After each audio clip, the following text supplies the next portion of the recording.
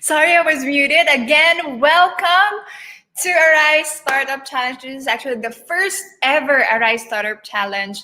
And from more than 100 startups, now we're down to our magic 15 or our top 15 finalists who will be pitching live for all of us tonight. I'm pretty sure all of our finalists have their promising ideas for us tonight. And I'll be your moderator, Janelle Miss Philippines Earth 2019. I'm also a product of the GIFT Startup Village. So I'm very, very excited to watch all our finalists live tonight. And of course, I'd like to thank Ongkin Angel Investors Corporation, Lark, and of course, Startup Village for putting this up together. And we have the first ever. This is actually a great opportunity for everyone to have that opportunity to be seen by investors out there. So I know we're all excited and curious on what Arise Startup Challenge is all about and what's up and in store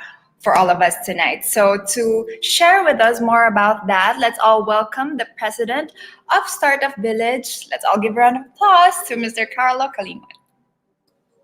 Thanks, Janelle. Once again, thank you everybody for joining us. We are very excited because for the past month or so, we have been hard at work trying to gather the best out of the best from all over the Philippines. This would not have been possible without the help from our co-presenters, the Ongkin Angel Investors Corporation and Lark, who have worked tirelessly with us as we tried to come up with a nice lineup of startups to pitch for you tonight. At the same time, we'd like to thank all of our sponsors who made this all possible: David and Goliath, Potato Corner, Lean Tech Network Solutions, Day 3 Innovations, and as well as our media partners, ABS-CBN, ANC, The Philippine Star, Business World's Park Up. And also additional sponsors. Monk's Hill is also one of our sponsors who made this all possible. Also, we'd like to thank all of our community partners from all over the Philippines who made this event what it is today. Now, when we began the Arise Startup Challenge, it was all about giving opportunities to startups from all over the Philippines to be up on stage. And we wanted to give everybody a chance and an avenue to be discovered, so that they can have an opportunity to present what they have and to be discovered not by just investors who are present here today, but also potential clients. But more importantly, we wanted them to serve as an inspiration to others as well. We wanted to make sure that everybody, as in everybody from all over the Philippines, is given a chance, which is great because out of 100 startups who joined us and applied for this competition, we really found a great number of new startups coming from all over the Philippines. So thank you everybody for joining us and for taking the time to join. And we will be in touch with you after the event, right? So even if you didn't make it to the top 15, we will be getting in touch with you. So once again, before we move on, I'd also like to thank those who helped us with the preliminary judging. As you know, it's not an easy job cutting down the list from 100 to just 15. So once again, thank you to our friends from David and Goliath, Wavemaker, Sogal Manila, Startup Village, ASEAN Youth, Index Asia, Cherra Madre Fund, Unboxed, Unilever, Ignite House, and Lean Tech Network Solutions. So once again, thank you very much. And also thank you to our panel of judges who are here tonight and who are going to be introduced later on by Janelle. Like what I mentioned, this is a great opportunity for everybody who's present here tonight. So at the end of the day, I think we all need to have fun, right, and enjoy the evening. And we do hope that you will support the next generation of startups. So why are we doing this? Because at the end of the day, it takes a village to raise a startup. So once again, thank you everybody and good evening. Thank you very much, Carlo, and thank you very much, of course, to Startup Village, to Lark, and to Ongkin Angel Investors Corporation for putting this up together and to give that opportunity to be seen by potential clients, investors, and of course, to serve as an inspiration to anyone out there who wants to start up their own business as well. So, speaking of inspiration, I'd like to call in one of our co-presenters for today, one of the co-presenters of Arise Startup Challenge. Let's all welcome Mr. Julian Ongkin of Ongkin Angel Investors Corporation.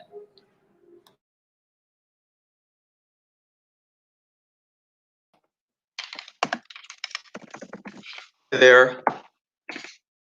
Sorry, I'm having some internet troubles. I'm on Bollicin right now. Okay, so can everyone hear me?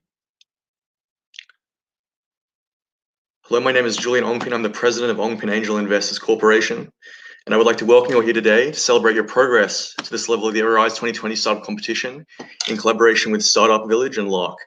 We are all very excited for these pitches and what will be happening here and in the future. As you know, it's not been a year of progress, but I feel it is times like this that make it all the more important to foster new ventures and partnerships that can forge better pathways of success and nation building and give hope to our fellow Filipinos. I must thank Jay Bernardo and Carlo Cleamon of Startup Village and his team for facilitating this competition. After the entries, which we tallied 100, there was much deliberation after a few days, and it was cut down to 15. And we give much thanks to our community partners for their effort. Of these entries, they certainly show Filipino ingenuity, vision, and resourcefulness in determining issues that need fixing. I have no doubt that with the right support, new generations of Filipino founders and their homegrown products and services will be trading around the globe, achieving the recognition they rightly deserve. I welcome my co-judges Andy Ma of Lark, Andre Yap of Ignite, RJ Bolmater of Monks Hill Ventures Singapore, and Toby Flora of Wavemaker Partners. If you are free, I would also like to invite you all to our Rise 2020 cocktails this coming Saturday the 28th at 5 p.m. at the City Club, pool at the 6th floor. Anyway, without further ado, I thank you, and I'm going to hand you back to Carlo. Thank you very much, Julian. We're excited for the cocktails. Thank you very much. And like what we mentioned earlier, we actually had more than 100 startups and then now for tonight, we are down and we chose our top 15 finalists for this competition tonight. And of course, we had our preliminary judges who screened, and of course, even though some of the finalists didn't make it to the magic 15 that we have tonight, of course, they will be having a lot of opportunities as well, because we already have them and we already heard their ideas and the company that they've already started. So all of them are winners as well. So now we have our preliminary judges here. And of course, starting off with these are our judges for tonight. But of course, before that, we had our preliminary judges. So that's the slide that you've seen earlier. And this will be our judges who will be having a tough job for tonight. But before that, of course, we'd like to show to all of you, and I know all of us miss going to the beach and having that vacation, and the holidays is coming, so let's all enjoy this video, and we hope to consider that. And also, actually, one of the prizes that our winners will get to win tonight is that you will be having a free stay at the Lyceum. So just sit back, relax, and let's all enjoy this video.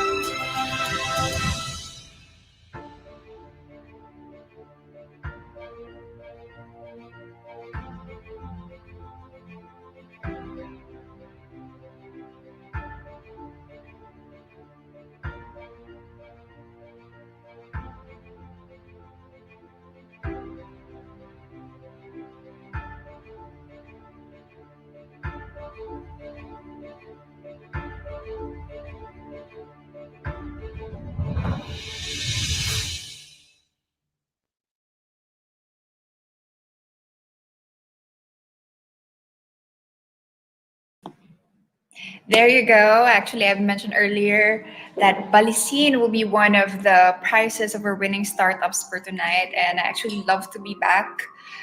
And I hope all of you will get to visit Balisin soon. It's great to unwind, relax after all the pitching that you all did tonight. So these are the prizes, exciting prizes that await our winning startups for tonight. First up, we have the incubation and acceleration program, of course, that will be given to us by Startup Village and Ongkin Angel Investors Corporation. And of course, along with that, they will be there. They will be having mentors as well for all their startup companies, and they will get organized, and of course they will have fun and recharge as well, because they will be having again a free stay at Balisin for 3 days, for 4 days rather, and 3 nights. And of course they will also have the access to Lark's offerings, scholarship at Startup Village as well, and many more that are up for grabs for our winning startups for tonight. And to those finalists, all of you actually will be able to have that opportunity as well to be seen by our potential clients and investors. And of course, Startup Village will always be here to guide all of you with your startup companies. And of course, our judges will really have a tough job for tonight, because I've seen the lineup. It's actually a lot of startups. Actually, some of them I've already ordered. I've already seen their promising ideas. So I'm very excited to introduce our first batch of finalists. But before that, I'd like to remind all our finalists that you only have 3 minutes to pitch and 3 minutes for your presentation. We actually have a time on screen, so make sure that you will be limiting your presentations to only 3 minutes, because if you go beyond that, we have to be fair with everybody and we have to cut you off, because we have another 3 minutes for the question and answer portion, of course, with our panel of judges. So is our first batch ready? For our first batch, we have with us Nanotronics, Mosaic Solutions, Packetworks, Domestics, and Nexpay. So we have 15 finalists, so all of them will have the equal chance of pitching and presenting for 3 minutes. And then another 3 minutes, of course, for our judges to ask them questions. And to those who still wants to watch this, you can actually share the link to your friends, to your family. This will be a great avenue for all of us to share the link, so that all of us will be able to get to learn about the startups presenting tonight. And all of our startups will actually have the great chance to be seen. So while waiting for our first batch, I'd like to thank our sponsors.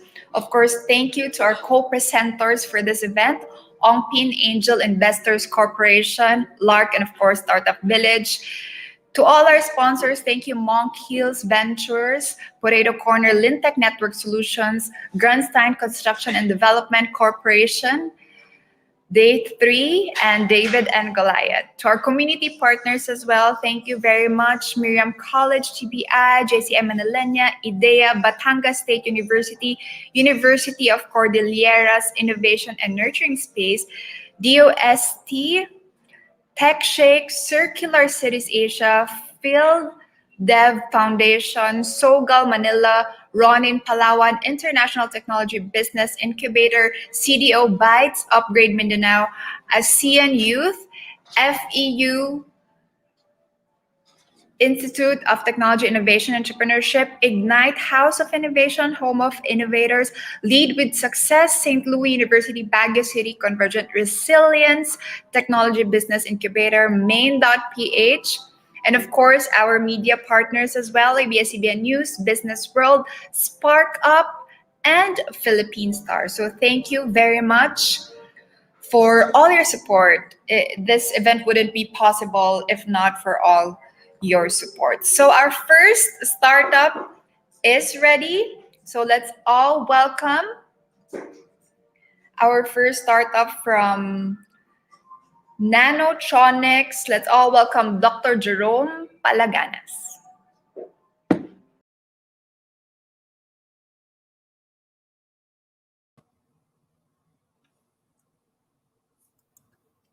Hi, good evening. So let me share my screen.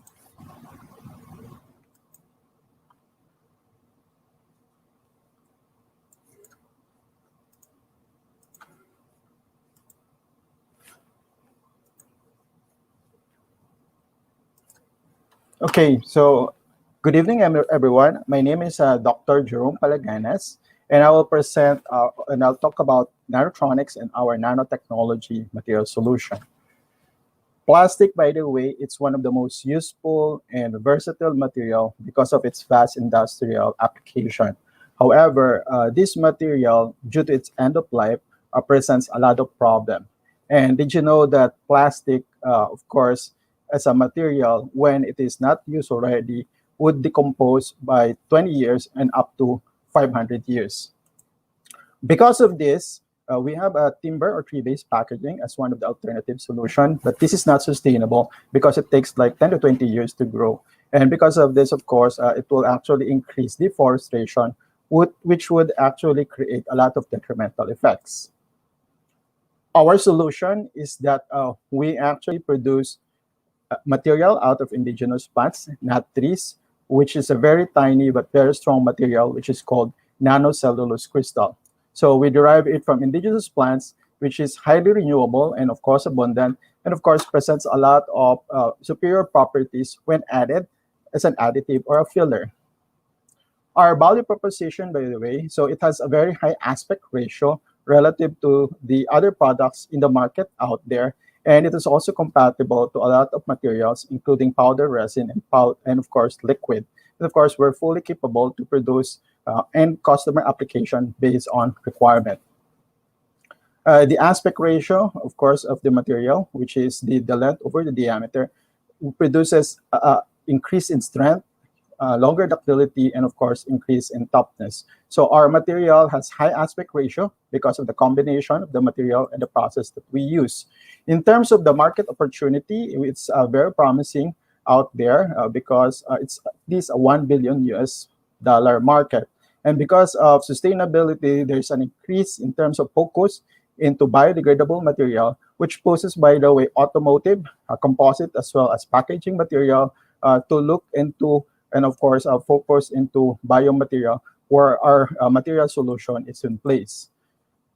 In terms of our traction, so we have a grant funding, angel investment, we have 8 intellectual properties. To date, we have 7 B2B clients with earned revenues, at least 5 or 7 pilot projects ongoing, mostly with multinational, and 20 customer discussions here and abroad. And we're supported by our government as well as private institutions. In terms of competition, we have actually received awards coming from Shell, Mitsui Chemical, and Shell Libor, wherein this gives us an opportunity right now to integrate our products, especially with Mitsui, into their products in Japan, and also integrating our product into the Shell ecosystem. Our business model, so we earn our revenue coming from our pilot plant production, but we intend to increase it through joint client venture partnership as well as licensing agreement. Our team, we have a very strong team wherein we have like more than 35 years in terms of professional industry experience with expertise in research and development, new product introduction, process engineering, package, and also program management and business development, coupled with material science and nanotechnology expertise. We joined this competition because we are looking for funding to increase our capacity, as well as to look for clients for these different verticals, and of course, looking for partnership through the various modalities. At Nanotronics, we turn highly renewable indigenous plants into sustainable materials for industrial use. Thank you.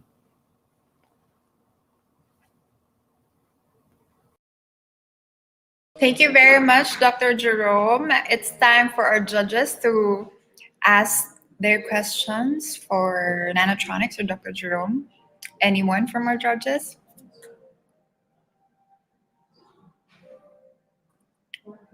Can you hear me? Hello, good evening to everybody. Dr. Jerome, thanks for the presentation. You mentioned the 5 revenue cases, right? Yes, we have. Yeah. Could you maybe pick one of those cases and describe to us what the use case is? You don't have to name the client. If you want to, you can, but you don't have to. Like, describe to us how they're using it, why they're excited about it, and what kind of revenues you're generating from that. So we get a sense of, and tell us how representative this is of how you will scale up the revenue. Yeah. Okay, so currently we have one of the top FMCG, or the fast-moving consumer goods, wherein we're doing pilots already for one of their packaging solutions. So the packaging goes to their one of the famous foods which is sort of actually very familiar to us. So we will be ramping it as once we validate. Of course, the kind of revenue that we'll be talking here would be like in 6 digits in terms of peso. And then in terms of scaling up, we have already a planned pilot scale up capacity. So currently we are at 20 kilograms because you don't need so much of our material. And then we plan or intend to scale it up to 200 kilograms in the next year or so. And then other than that, we have other solution wherein it's already being used, like in electronics, also in 3D printing, and into specialty coatings. And this particular FMCG client, why were they excited about your alternative? Okay, so the reason why they're very excited about our solution is that the current packaging solution that we have, because of the ban of single-use plastic, it's not actually robust enough to make it actually the product long, and also to protect it during transportation and storage. And this has been a perennial problem of theirs since the last 2 years. Then when they saw actually our presentation, and then we pitched to their management, and then come to have the technical presentation. So they realized that our solution, by the way, is the one that they're looking at, and therefore they immediately actually have a next follow-up call, and then of course run the pilot program implementation for that. And then, of course, other than that, it's just one of the 5 projects that we're working on. So we have actually 4 other lineup in terms of projects that will go to that FMCG. Thank you. Hi, Dr. Jerome. Just to continue on Andrew's point here, for the FMCG client, for example, are there other comparables out there trying to do similar things to your products with different materials, for example?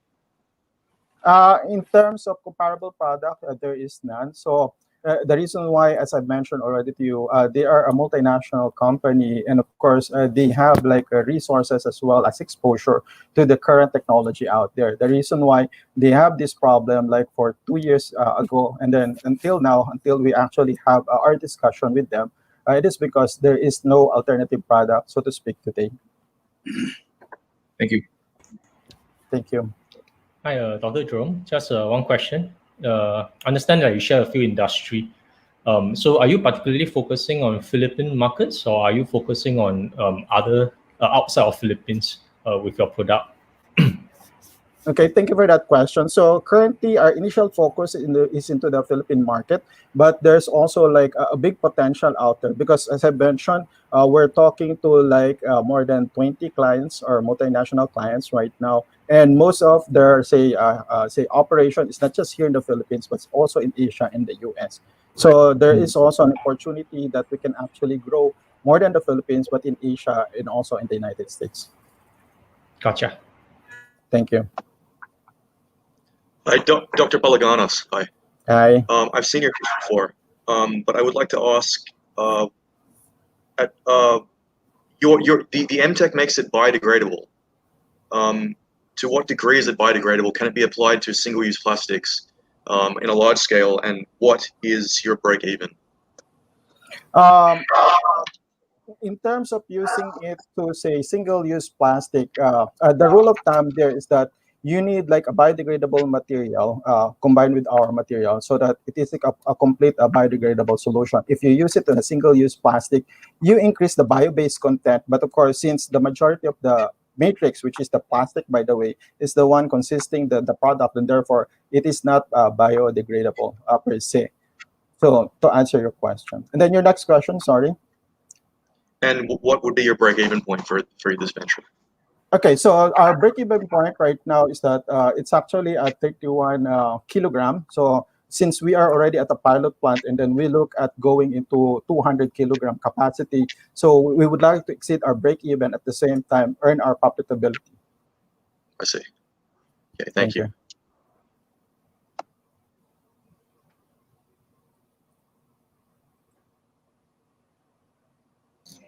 Next up, we have our next finalist.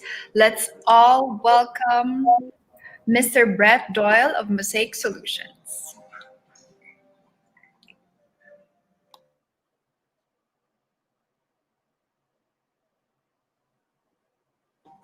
Again, we only have 3 minutes per presentation or per pitching, and 3 minutes for our judges to ask their question. Once again, let's all welcome to pitch about Mosaic Solutions, Mr. Brett Doyle.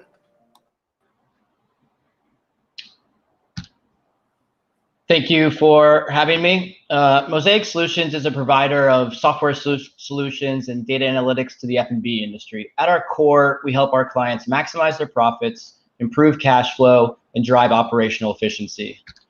This in turn leads to true profit optimization using our product suite. Our suite consists of analytics, inventory management, point of sale, and purchasing. We sell these products to F&B businesses primarily across Southeast Asia. For us, that means multi-unit restaurant groups, where our sweet spot has become 3 to 5 outlets at the low end, up to 50-ish at the high end. Cloud kitchens, which is a growing segment in general, but also a really important one for us over the past 9 months. And another new segment we moved into this year would be retail.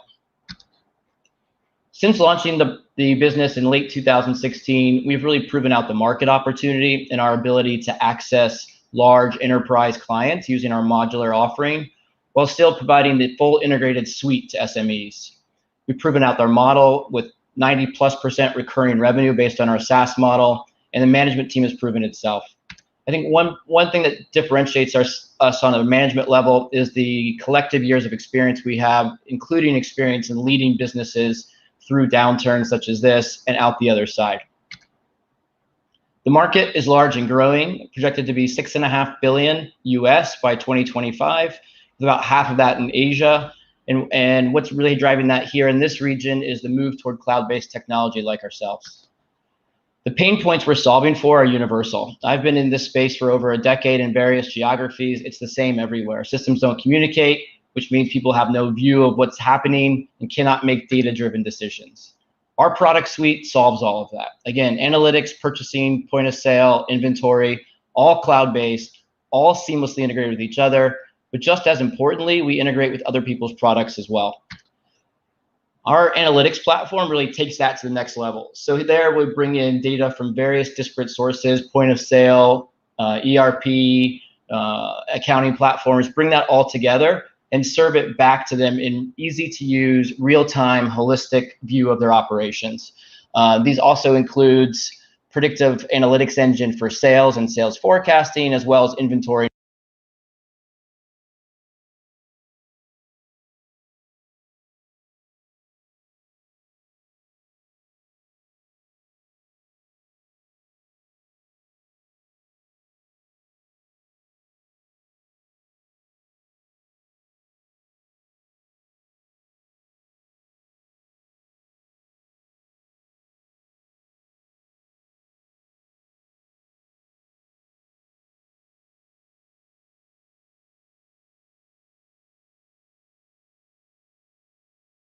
hear me. We cannot hear you, Mr. Brett. I think you're on mute. Where, sorry. Yes, I yes. I got a message that the host muted me. So when did that start? At which part should I mute ba? Can you just tell me what slide you stopped hearing me? Because Is this the part, Julian? Product screenshots? Or after this? After that. Okay, you can start here at the customer acquisition. Mr. okay, Brett. sorry. I got a message that the host muted me somehow. So our product suite has really helped us drive pretty tremendous growth, especially over the past 12 months, where even with the pandemic, we've grown our outlet base by over 4 times this year, and significantly expanded our addressable market by adding those new segments I mentioned earlier. We have clients that represent all of the segments I mentioned and some really well-known brands here in Metro Manila. Again, Manila is where we're headquartered. Philippines is our core country, our home country. Will continue to be, but we plan to expand regionally across Southeast Asia, coming off the heels of a Series A next year. Speaking of capital raising, we've raised about $3 million to date from some pretty well-known investors.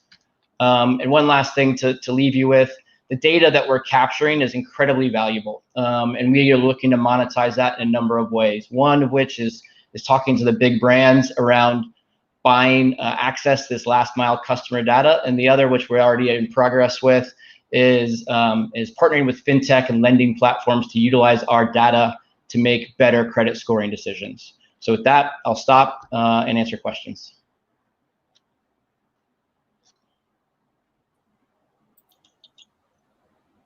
Hi, Brett. Hi. RJ here for Agrabah Ventures. Just curious about how COVID has impacted your sales cycle and also your onboarding of different clients. Sure. That's actually, I mean, that's like over the last 2 months, it's actually been a bit of a silver lining for us, because the sales cycle has compressed. So it typically was around 60 days, and now it's down to literally 2 or 3 weeks, because the customers who are coming to us and that we're talking to already know they need to digitize. So we've taken that out of the process. It's really just selling Mosaic at that point in time. And because we're doing sales calls like this, where everything's virtual, it's obviously a lot easier to coordinate. So it's literally an intro call, a demo call, and a closing call. And so that's really helped compress the sales cycle down to, on average, probably 3 weeks right now. And some pretty tremendous sales growth since the beginning of September as well. And in terms of onboarding, so that, I mean, we obviously, all of our employees work from home right now, but they do have to go out to client sites for the POS.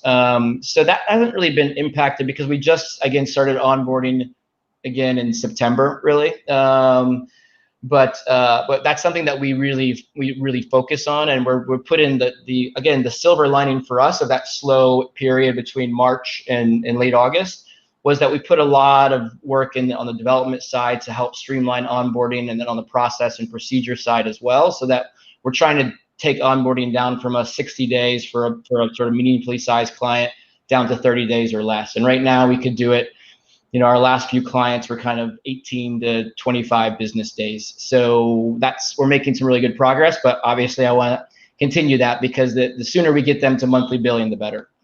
Awesome. Thanks, Brett. Sure. Hey, Brett, Toby here. Hey, Toby. Oh, sorry. Andre, you want to go ahead? No, go ahead. Sorry. Just one question. What's the current breakdown with large clients versus like SMEs, and where do you see the focus being on moving forward? And just connected to that, like how's the churn different from both of these sort of segments? Sure. So we haven't in the latter part, we haven't seen any churn on our core software business. Now, as you know, we started this with the kind of the inventory management product that was a bit more service heavy, and that's where we have seen churn. But that was all, those clients were all kind of single outlet clients as well, that we're going to churn away from them naturally anyway as we evolve. So in terms of where we're closing clients this year, so again, when we moved into retail, that was one of the largest clients we closed, 400 plus locations. The cloud kitchens that we've closed recently, are small but have some really aspirational growth targets. So a couple of them have raised some serious capital recently to grow not just here but across Southeast Asia. So I think if you look at sort of our core restaurant clients, it's anywhere from sort of 3 to 5 outlets to 40 to 50 outlets at the top end, and that's where our sweet spot will be, because they want the full suite of solutions that we can offer, and we can drive some sort of tremendous value. And I think the lower end of that typically is with franchise groups that are wanting to grow very aggressively. And our product suite's kind of custom made for that franchisor franchisee relationship. Got it. Thank you so much. Sure. Yeah, Brett, you actually answered the question about sweet spots. So my next question is, in the sales scenario, what is it? Are they typically evaluating Mosaic versus competitors, or are they evaluating you as a category they should purchase? And either way, where is the aha moment? Is there a pattern as to the aha that convinces them, I want in? Yeah, so for us, again, that aha moment is when they know that they can get analytics and everything that comes with that without having to make necessarily a big CapEx purchase. They can keep their POS. They might really not like their POS, which that happens, but they don't need to replace it, right? And so I think that's where that aha moment comes in, and they say, oh, I can get all these benefits, and I can add on purchasing if I want to, or inventory, because everyone's so focused on cost control, even more so now. I mean, a point of margin always was important in this space. It's even become more important now. So I think that's what does it, is when they can see I can have these predictive analytics around sales and see how I'm progressing against a rolling forecast. So I know on day 10 if I need to pull any levers to try to hit my month budget versus waiting to the end of the month.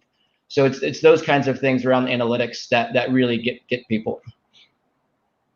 And are they actively shopping you against alternatives, or you're the only game in town as far as most situations? Yeah, so our competition right now in the Philippines is really more standalone POS players, and they don't have the functionality and the full suite that we offer. And I tell this to everybody, I certainly wouldn't want to be a standalone POS player either. I think that's a really competitive market. And so I think that's where, again, that's how we differentiate ourselves. And there isn't anyone right now in this market that's providing that full suite, especially with that focus on the analytics side, making data-driven decisions off of that. Thank you. Okay. Thank you, everyone. Appreciate the time. Thank you very much, Mosaic Solutions. We're now ready for our next pitch. Let's all welcome Mr. Arnold Bagabaldo of Packetworks. Hello, good evening. I'll share my screen now.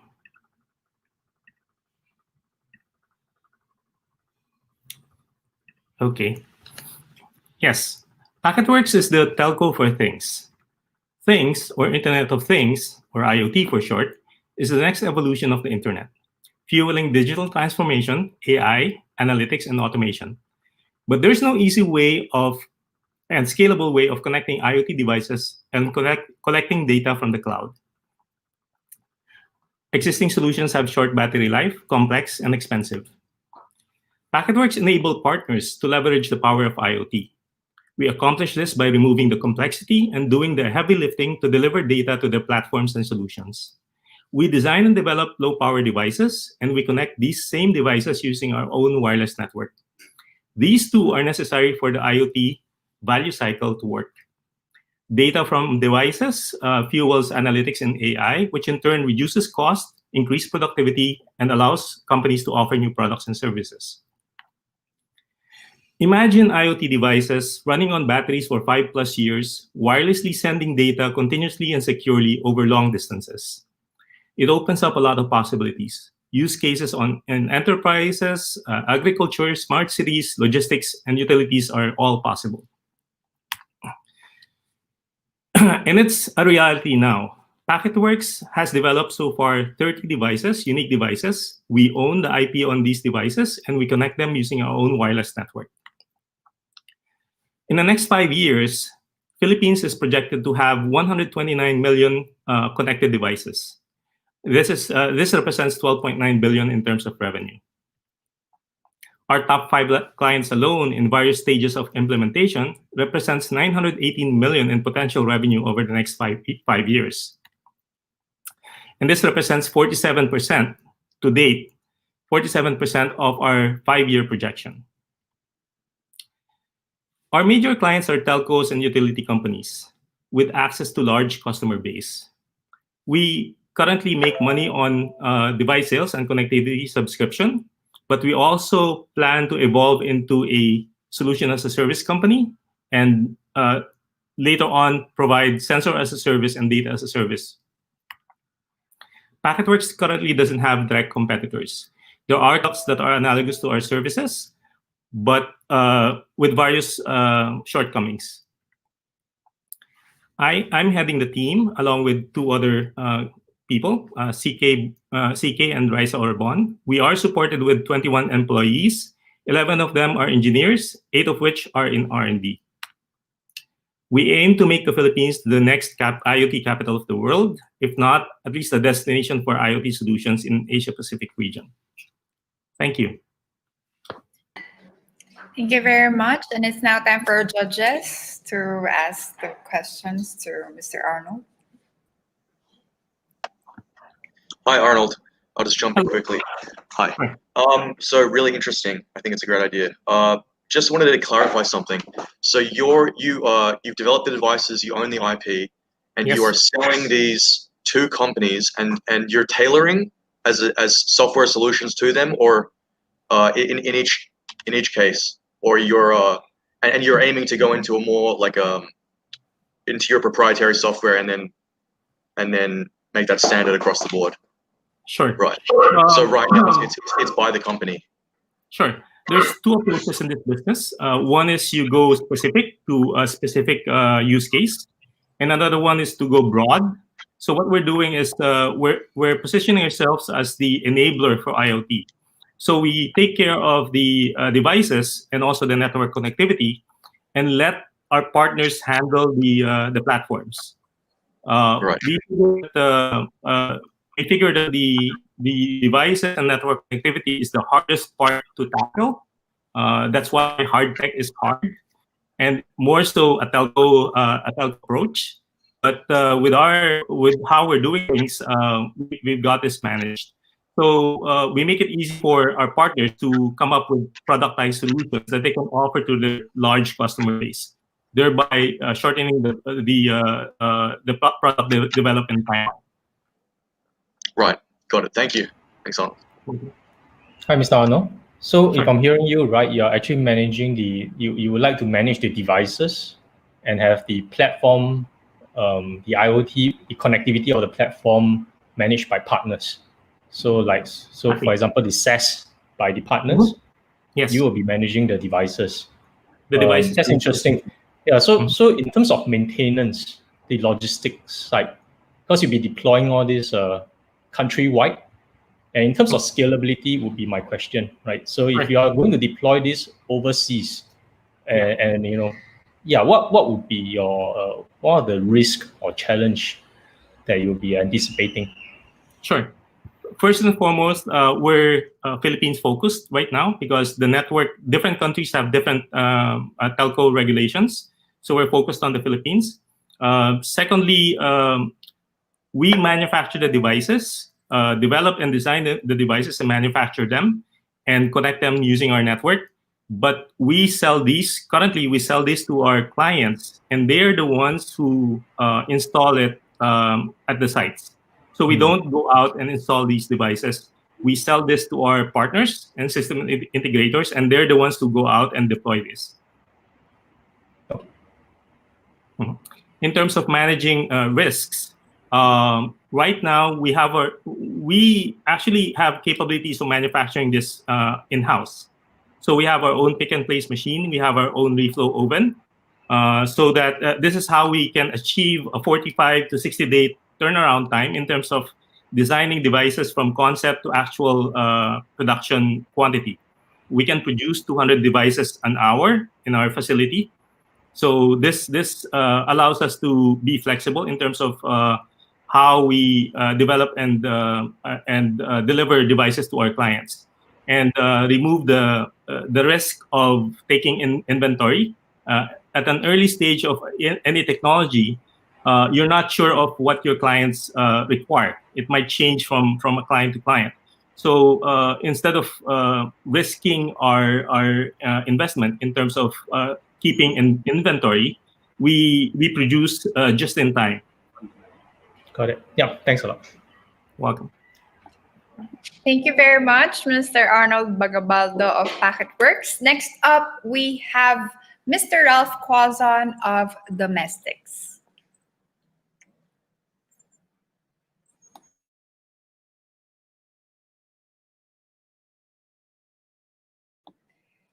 Again, this is just our first batch of the finalists that we'll be pitching for all of us tonight.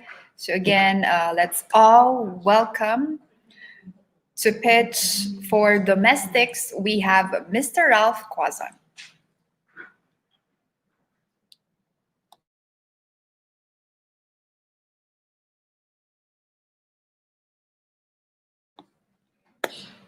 Is Mr. Ralph already here? Not yet. So again, there's a lot of exciting prizes that awaits our winners for tonight, and one of which is also one of my wishes this holidays, that I could be back to visit Balasine. They will be having a free stay for 4 days and 3 nights. And of course, aside from that, they will be having mentorship or the incubation program, and of course the mentorship from Startup Village, and of course with one of our co-presenters, Ongkin Angel Investors Corporation.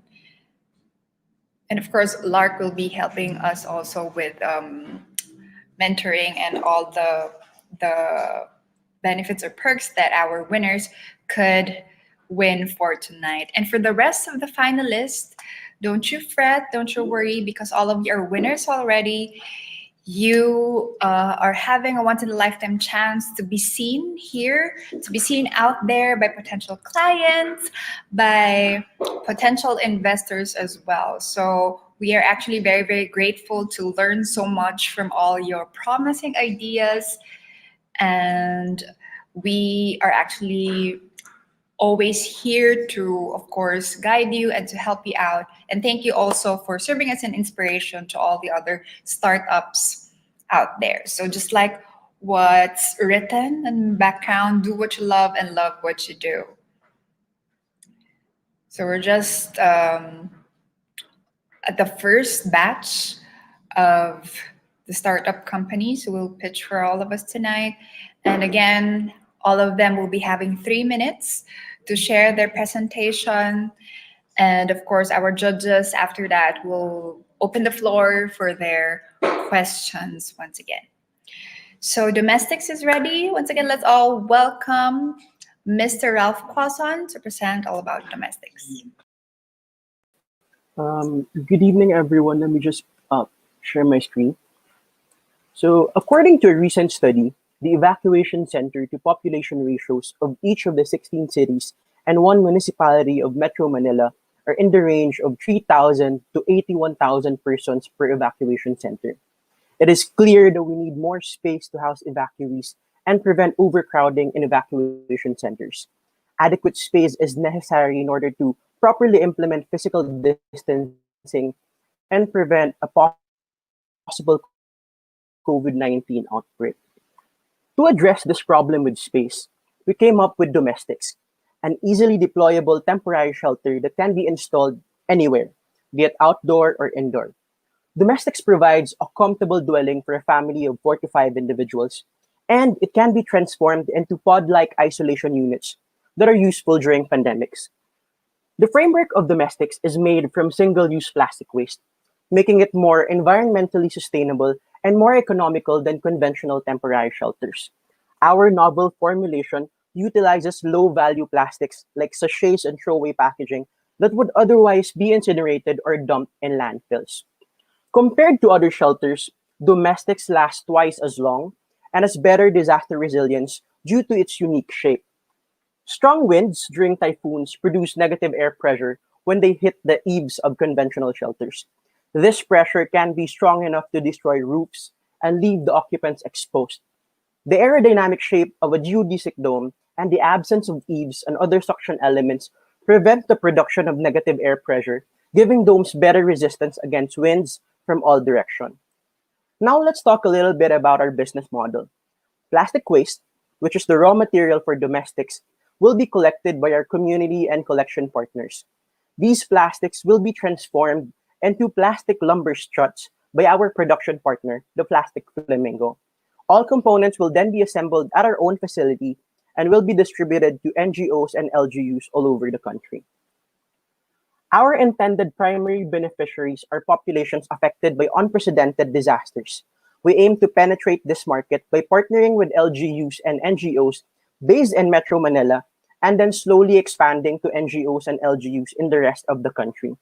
Domestics intends to enter the market with a realistic initial penetration rate of 0.5% and expect to capture about 4% of the market by 2024. Simultaneously, the expected sales from 2021 to 2024 is expected to grow from 84,000 USD to 700,000 USD. And we are confident that these targets will be achieved through the leadership of our core team with strong backgrounds in engineering and project management. Thank you, everyone. Just can now ask the questions to Ralph.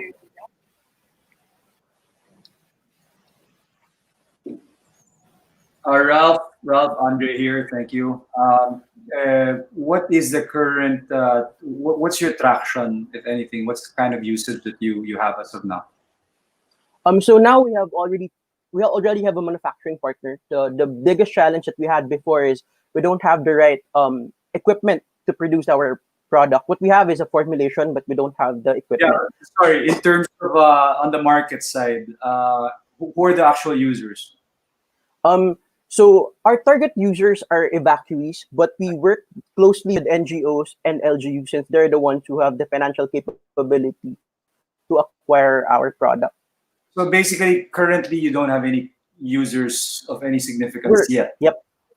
Okay. Not yet. We have our MVP, and then that would be the next step. We just started actually the venture in January, and then the pandemic happened, so we were stalled for a little bit. Understood. Thank you. Next question. Hey, Ralph. What are the alternatives to? I think you mentioned alternatives already, but at the price point, like how is yours priced in comparison to other sort of pods that are being used? So, we have two key advantages. First would be price, since actually our products are way cheaper compared to the ones that are available in the market. So we have talked with government agencies, particularly the Quezon City government, and they use pods as evacuation centers. But our price is cheaper by around 20% compared to that because of the choice of our raw material, which is the plastic waste. Got it. And the price is like $1,400. Is that correct? Yes. Per pod. Okay. Per pod. Thank you. Yes. Last one question from our judges. Hi, Ralph. I remember you saying, so you're realistically aiming for 0.5%, and in how many years you were trying to capture 4% of the market, and then your you mentioned your revenue numbers. Could you repeat them? Thank you. Cheers. So we wanted to penetrate the market at 0.5, and in 4 years we want to grow to 4%. And then for the first year, our goal is to sell roughly 50 units of domestics, and then eventually we'll scale that up year on year. Okay. Thank you very much, judges, and thank you, Ralph Quazon of Domestics. Thank you. That's the fourth startup that presented. We had Nanotronics, Mosaic Solutions, Packetworks, and Domestics. Now we have our fifth startup, the last for our first batch of finalists for tonight. Let's all welcome Mr. Don Panacola of Nexpay. Hi, can you guys hear me, see me? I'll assume that's a yes. Hi, good evening, everybody, or depending where in the world you're watching from, good afternoon or good morning. So my name is Don Pensacola, CEO and co-founder of Nexpay. So Nexpay helps small businesses send money, collect money, and manage money in the same way that big banks do for big businesses. So when the pandemic hit, thousands of Filipinos lost their jobs, and the only jobs available were in the essential services, which is why Audrey, one of our clients, started a pay-by-the-hour courier service. And she was doing well, helping people find jobs, until she realized it was hard to pay her drivers because they didn't have bank accounts. None of them did. And she wanted to hire more people, but it would have made her life even more difficult. And Audrey isn't alone here. This is a problem shared by hundreds of thousands of fellow entrepreneurs. That's because the Philippines, as you all know, is a cash-based economy. So most businesses actually still have to go to banks to manually deal in cash and checks, for instance. And the reason we have to deal with this is because most of the financial services today are for larger companies who can't afford them. And even then, there's a whole lot of other BS that you got to deal with.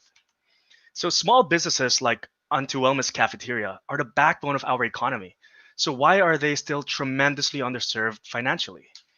So that's why we built Nexpay, a fast, simple, and affordable set of business banking services where business owners can easily sign up and start collecting money, such as getting paid by your customers, manage your money so you can see how your business is doing in real time, and send money, such as paying your salaries, paying your bills, and your suppliers. And there are no maintaining balances or ridiculous requirements either. Since we launched our limited beta access in March, we've disbursed more than $1.1 million to over 1,300 employees and suppliers. And we've been growing our revenue 45% month on month on average. Our growth to date has been all organic, mostly referrals from our existing happy customers with zero marketing spend. So here's how we help some of our customers. Audrey now uses us to pay all her delivery drivers and suppliers weekly. Aisha previously used a combination of e-wallets, bank transfers, and checks to pay her employees. But what used to take 3 people 3 whole days now takes 30 minutes. Nexpay helps companies in 3 ways. First, for sending money, you can pay your employees and suppliers all in one go to any bank, e-wallet, or remittance center. Second, for collecting money, Nexpay allows businesses to send digital invoices and payment links, which allows them to accept money from most payment channels. Lastly, managing money means accurate tracking and recording tools that easily connect to payroll and accounting systems. So we make money through transaction fees only when money goes in and out. So we're accessible and affordable to any small entrepreneur. So Nexpay is doing what banks are failing to do for small businesses. That's because they're focused mainly on enterprise customers. So my co-founder, Ulrich, and myself were born here, but worked with unicorn companies in the United States and Canada. And so we're able to take the best practices abroad and implement it into the local landscape and culture. So we're licensed with the Central Bank, and Union Bank is also our initial technology partner. We've bootstrapped everything to date, and now we want to accelerate our growth by raising $200,000. So we are Nexpay, and we're bringing digital finance to small businesses in the Philippines. Thank you.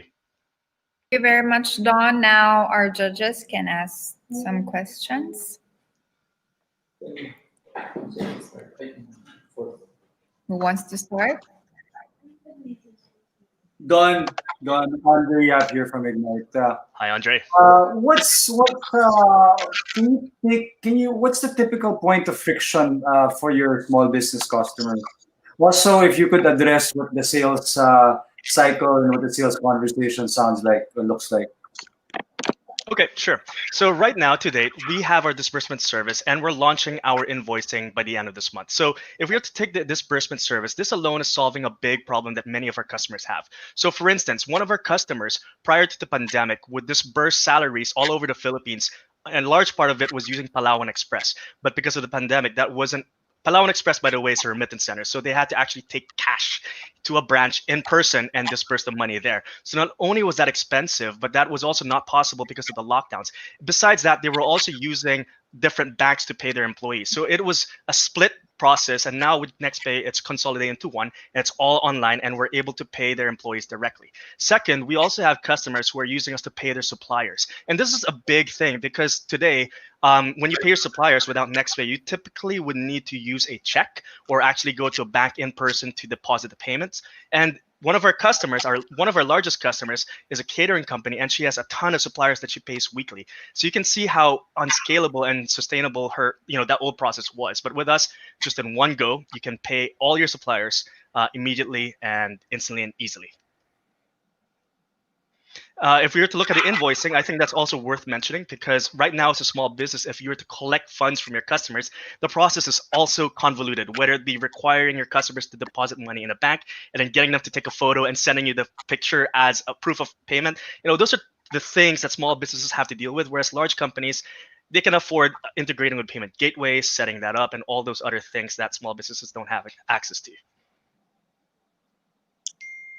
Could you comment on the sales cycle? What does the sales cycle look like, given that you're talking to small business owners? Yeah. Sure. Yeah, the sales cycle typically, right now, it's mainly primarily referral based, because we're still in closed beta. And the types of customers who've been approaching us really have needs in the disbursement aspect because of the issues I kind of alluded to earlier, right? And so the process typically means we give them a demo. Usually that takes about 15 minutes. And then typically the CEO, usually the person we're talking to, gets their entire team to start using us. When we have the invoicing functionality and when we release self-sign-up by January, we'll see a lot more individuals signing up as opposed to multi-employee companies. And that whole process will be automated. There won't be any need of point of contact with our salespeople. Thank you. You're welcome.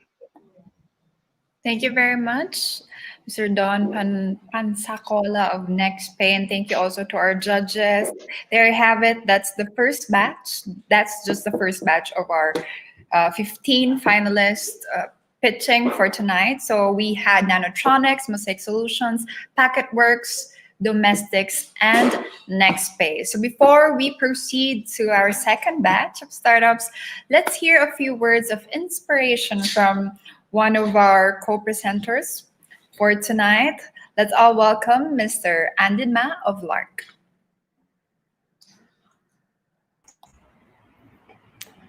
Hi, everyone. Hi, my name is Andit. I'm basically based in Singapore, and I'm very, very proud to represent Lark in today's event. So I've been also a startup mentor in Singapore with some of the universities. And I have to say that the quality in Philippine startups has been tremendously amazing. And that there's a lot of great opportunities that we can bring some of these startups from a homegrown environment to outside of Philippines, right, to all over Southeast Asia or even global, right, from some of the startups that we're seeing today.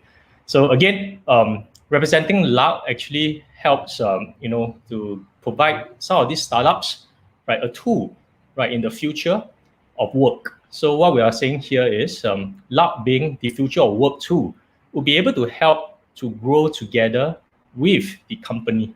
And we provide a single app, right, that allows the companies, right, to do video conferencing, to do messaging, right, even to do calendaring, documentations, and much more. So we are also a multi-touch platform where we work with different technologies partner. So for example, we actually do integrate through Zapier with the Facebook Messenger, right? So as to bring work out of your social app. So I guess without further ado, there is actually a Lark video right after this session. And I certainly look forward to seeing a lot more startups that are upcoming. Thank you.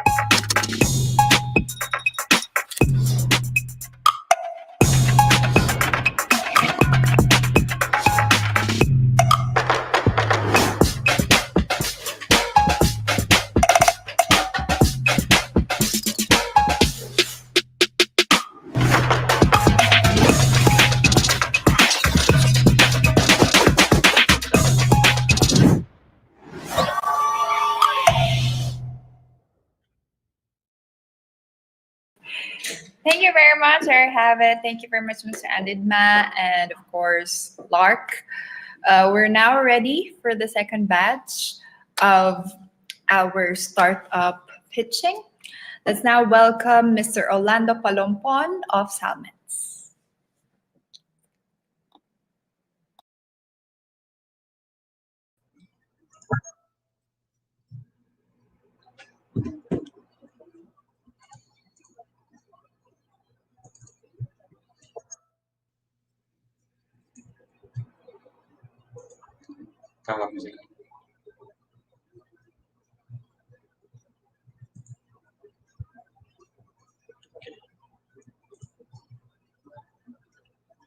Good evening, everyone. Allow me to present our startup company, Salmeds, and together we save lives, time, and money. Salmeds is a Cebu-based online pharmacy pure play social health enterprise operated by Sorbara Health Solutions, a technology-enabled company aiming to achieve hospitalization as we envision the future of a decentralized healthcare for developing countries. As to our why, we help address the problem of maintenance medicines non-compliance that causes catastrophic effects due to the financial burden it left behind when hospitalized or in case of deaths among breadwinners. The past 9 months have been amplified this call with the pandemic strikes, particularly ravaging our senior citizens who are into multiple medicines maintenance. Zeroing in on affordability, access, and myriads of other issues on treatment non-compliance, we introduce our solution, an online web-based application that offers the following benefits. People not previously taking can now buy medicines and can talk to a pharmacist 24/7. Far-flung areas are now within reach for free deliveries. App and SMS reminders can greatly benefit senior citizens in taking their medicines when and what. Those who can only see a doctor during medical missions can now consult online anytime. Remote access of medical equipments can now help in monitoring out-of-reach patients. What sets us apart, if any of those are done by other service providers? It is our unique selling proposition, a plant-to-patient platform through subscription-based maintenance medicines, a hybrid of product plus service model. For as low as 99 pesos per month, patients will get a month's worth of medicine delivered free regularly. And to appreciate the price affordability of Salmeds medicine brands versus commonly prescribed brands for hypertension, cholesterol, and diabetes, you can see in the graph. As to the market that we want to serve, the total Philippine pharmaceutical retail market is worth 200 billion, and we will add 2 billion of that in the next 5 to 10 years coming from new, never have bought but prescribed, irregularly taking, and those who want to save on their currently taken medications. In our pilot launch in Cebu, we saw promising movement on the market with the following metrics. And we are encouraged by the testimonials from our patients who benefited from this program. One was able to save around 17,000 pesos monthly, and another one considered our services practically free. We are looking forward to partner with private sectors and the government to widen our reach to all Filipino households who needs our services. To continue and serve more patients nationwide, we need a presence in Manila for our regulatory, logistic, business development, legal, and customer support of up to 11 people. To realize our projected flow-in revenue average 30% year-on-year growth trajectory, we need 6 billion seed money for a 1-year runway. The team has over 40 years of relevant experience, 26 years in pharmaceutical and 50 years in IT development. And as we save lives, time, and money and help fulfill the universal healthcare aspiration of Filipino people, hold on to us as we offer subscription-based maintenance medicines to our countrymen, and hold on to us as you partner with us on this journey. We are Salmeds. This is our mission and passion. Orlando Palompon of Salmeds. Now, judges, the floor is open for your questions. Sure, I can start. Thank you, Orly, for that wonderful presentation. Just curious, how do you deal with regulations, specifically for the pharmaceuticals and delivering to patients door to door? We are a licensed online pharmacy provider for our local FDA. No, so we only improve on the logistics process in servicing our clients door to door. So other chain of drugstores in the country are already doing this one, but our difference would be our quicker service in terms of fulfillment and also the price point. As you can see, up to 95%, our patients can save, and we can onboard more patients to encourage them to maintain their medicines. Because last year's survey have said that from the DOH, 99% of Filipinos in the CDE market cannot sustain their medication beyond 1 week. So that's our inspiration to serve the Filipino people. Okay, thank you, Orly. Hi, Orly. For the 6 million, how much percent are you giving of your company? For the market? How much equity would you be giving for 6 million pesos in Runway?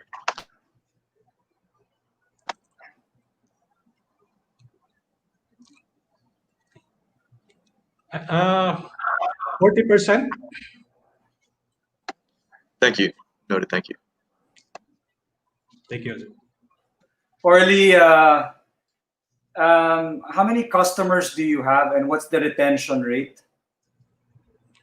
For now, we are servicing 37 customers in our pilot stage. And actually, we are yet a two-man team. That's why we are not yet actively pursuing this one. We're just testing the market because we discovered that we need a full-time customer support because most of our customers are senior citizens, 80% of them, and 80% of them are continuing their purchase with us on a monthly basis. So that's why we want to expand in our manpower and our logistics. Hi, Orly. How are you able to get good prices? How are you able to offer good prices on your medicine? Like, is there like a partnership with a pharma company, and also on the logistics cost? I think you mentioned being able to reach far-flung areas. How are you able to do that as well? Actually, in terms of cost of medicines, we're able to do that because we source directly from manufacturers and importers. And we cut on the middlemen along the way because in the pharmaceutical industry of the Philippines, around 60% of that is distribution and marketing. So which makes it the medicine expensive. In terms of the distribution, we will have a localized fulfillment centers. We are modeling on the Airbnb model. We tap on the existing independent pharmacies around the country and make them fulfillment centers. So we advance medicines to them. We gather the orders online and we forward it to them. So the nearest fulfillment center will be the one to supply that medicine. So we cut the distribution time. Actually, our inspiration for this business is Amazon Pharmacy, who just launched in the US last year. So we want to be first in the country and ahead of them in terms of service and in terms of pricing. The promise in the US, 60% savings of generics. We do here in the Philippines up to 95%. They deliver through the Amazon Prime 2 days, I'm sorry. We deliver as fast as 2 hours. So we have the local knowledge and the experience. That's why we can fulfill on that. And we need the support of the community because we lack manpower, we lack the resources. That's why we want to, and also strengthen our regulatory. Because, trust is a major issue in our service. So we want all our products to have bioequivalent study so that more and more in the market will patronize our service. Okay. Thanks, RD. Thank you very much. Thank you. Salamat kayo, Mr. Orlando Thank you, Palokon. Janelle. Daghang salamat Thank po. you. Salamat kaayo. Next up, let's all welcome Mr. Joshua Aragon of Zagana.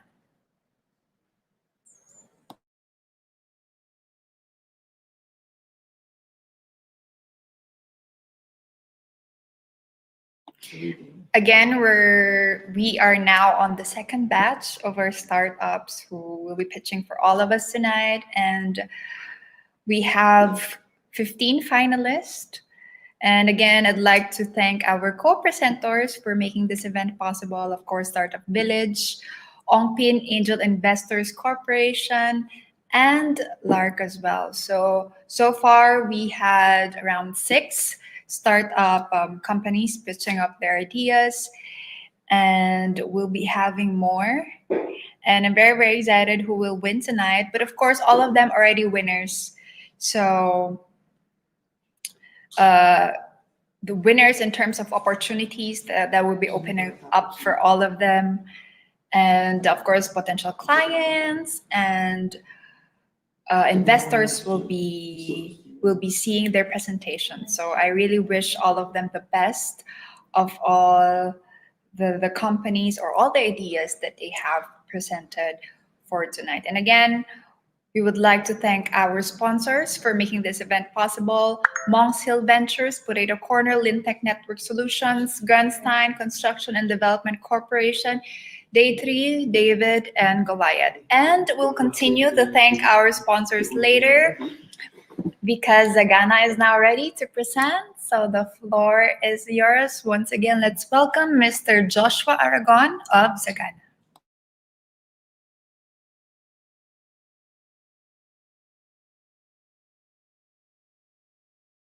Josh, your mic is muted.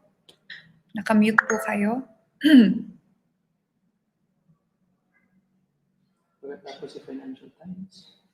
Oh, we still can't hear you. Wala po talaga. Is it him or is it... Ako, naririnig niyo ba ako?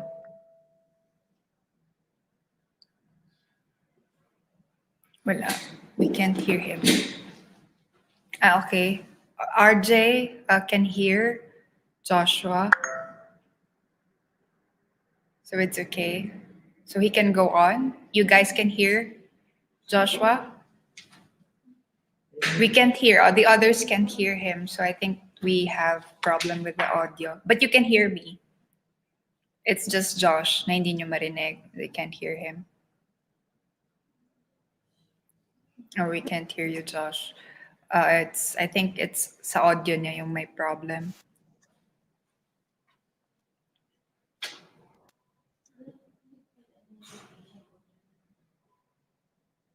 Yeah, he's talking, but we can't hear him. All right, I think we have to fix muna the audio of Joshua. So let's get back to him later. So thank you, Joshua. Let's now welcome our next startup who will be pitching for us tonight, Mr. Alfred Cardenas of the Financial Today. I hope his audio would be heard this time.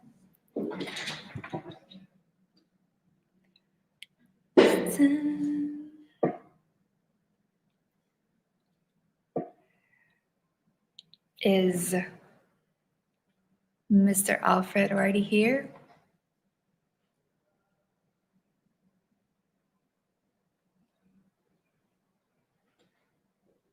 That's a waiting for.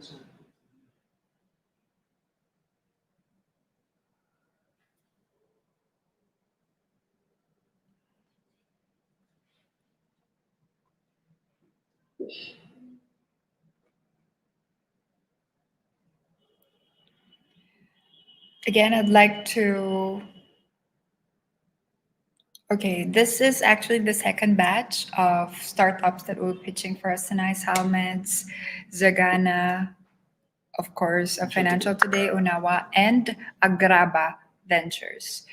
So while waiting for our next startup who will be pitching for us tonight, I'd like to continue to thank our sponsors, our community partners. Thank you once again to Miriam College, JCI Manilena, IDEA, Batangas State University, University of Cordilleras, Innovation and Nurturing Space, DOST, PCIEERD, TechShake, Circular Cities Asia, PhilDev Foundation, Sogal Manila, Ronin, Palawan International Technology Business Incubator, CDO Bytes, Upgrade Mindanao, ASEAN Youth, FEU, Institute of Technology Innovation and Entrepreneurship, Ignite House of Innovation, Home of Innovators, Lead with Success, St. Louis University, Baguio City, Convergent Resilience Technology Business Incubator, Main.ph, Manila Angel Investors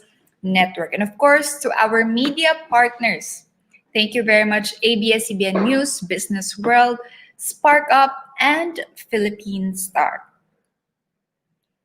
This event wouldn't be possible if without all of your support. So shall we proceed with Unawa first? So let's welcome to pitch for Unawa, Attorney Mona Lisa Di Malanta.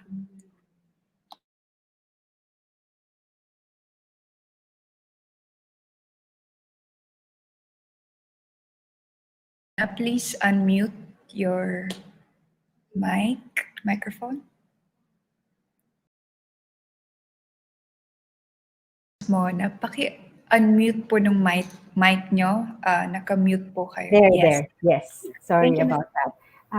Let me fix the screen now. Okay. Can you hear me well? Can you hear me well? Just wanted to check before I proceed.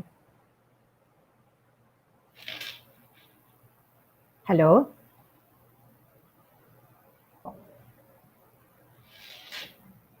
You're good. Yes, okay. Thank you. Thank you very much. Good evening, everyone. I'm Mona Di Malanta. I'm the CEO of Unawa.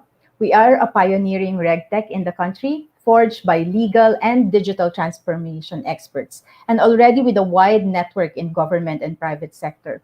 What we will show you tonight is a highly differentiated business model designed for rapid market share acquisition and to achieve revenue scale. We confront head-on the effects of COVID-19 on jobs in general and particularly in the tourism sector, where we see earnings plummet by 80% year-on-year. Although we see LGUs and tourist destinations slowly reopening, there remains one of the biggest barriers to travel, aside from the health concerns, of course, the red tape associated with all the paperwork required of a traveler just to cross provincial borders. Surely there must be a better, more convenient, faster way of doing this. At Unawa, we are able to make the complex very simple for LGUs and travelers alike, leveraging on our legal and regulatory expertise, translated in our proprietary deep tech. We make travel more painless in the new normal. Let me show you how the components of our digital transaction hub and how we applied it to our local pilot. First, we digitize a form using our product SafeForm to make it easy to fill out. Once a user completes the fields, we produce a PDF version with a single-use QR per form to make sure that the filled-in document is now unique. To evidence consent among the parties, our complementary product SignSecure allows use an e-signature, together or in sequence as in a workflow engine, validated by a one-time password and a recorded timestamp. Finally, SignSecure records and stores all of the changes on blockchain to ensure non-repudiation of forms and signatures. When Ilocos Norte opened to the public last month, we piloted Unawa's tourist registration platform powered by SafeForm to allow travelers to pre-register, upload documents, and reserve a slot for the LGU's reference and review before arriving at the province. all in compliance with the government's regulations and data privacy requirements. Instead of taking our word for it, we have here some testimonials provided by Ilocos Norte Governor Matthew Manotoc and Tourism Secretary Bernadette Romulo Puyat about our collaboration. Key to our business model are digital PPPs with government, with Unawa operating as a technology service provider at zero upfront cost to government. On this shared recovery, Unawa aims to help LGUs and stakeholders navigate the murky terrain and make it easier and more painless to operate more digitally for enterprises and MSMEs.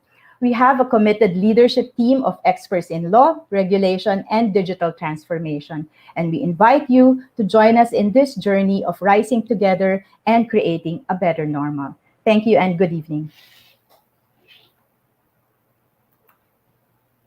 Now our judges can ask questions.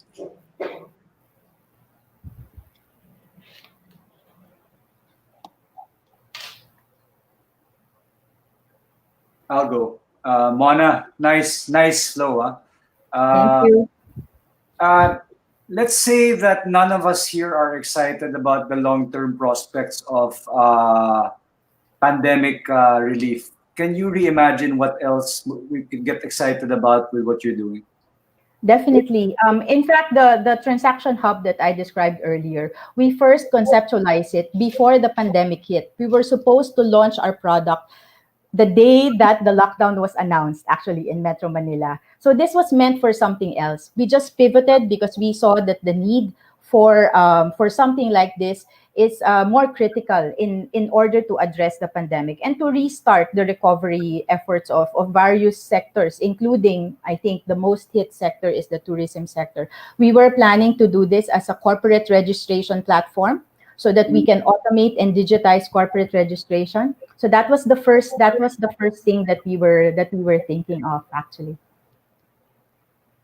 Yeah. Okay. I'll reserve my comments to myself. But okay. So.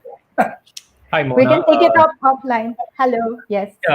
Just curious about the blockchain portion, right? So did your team build a blockchain, or you're working with a partner? One of our shareholders actually is Talino Venture Labs or Amihan Global Strategies. They've built Hyper Indie Ledger, which is a blockchain technology. So we're building on what they have already built and using it for our own products. Interesting. Got it. I think this business can go further than Philippines. Thank you. Hi, Mona. Just curious how you plan to monetize this within your different business models. Mm-hmm. So we have conceptualized three legs to our business model. The first I described earlier, digital PPPs. We want to partner with government agencies, with LGUs, so that they will have zero upfront cost. Then we charge the users. That's the first leg. The second leg is the other two legs are really the enterprise and the MSMEs model. The enterprise model, we can do this in a bespoke fashion to address the specific business cases of customers of large enterprises. We've actually been talking to real estate companies, for example, because they are document heavy in their businesses, and we see the potential there of repetitive forms and repetitive fields that they can easily address with our product. And then for MSMEs, we want to do basically what we have piloted with Ilocos Norte. We charge on a per use basis so that we can also scale along with them as they grow their businesses. Then we can grow with them. They can grow the use of the product as they scale their businesses. Wonderful. Thank you. Thank you. Thank you very much, Ms. Mona Di Malanta of Unawa, and of course, thank you to our judges as well. Thank you, everyone. Thank you. There you have it. We had a Salmeds, we had Unawa, and now we're ready for Zagana. So let's all welcome Mr. Joshua Aragon. Hey everyone, I'm Josh, founder of Zagana.com, a farm-to-kitchen platform that does 30 minutes delivery in the Philippines. Farmers are being exploited. Consumers are paying the high price just to have access to fresh produce. Our goal is to establish a food-secure Philippines and democratize agriculture, where everyone will have access to safe and affordable produce while uplifting the lives of our farmers through fair market pricing. Let's talk about instant commerce and how we did the 30 minutes delivery.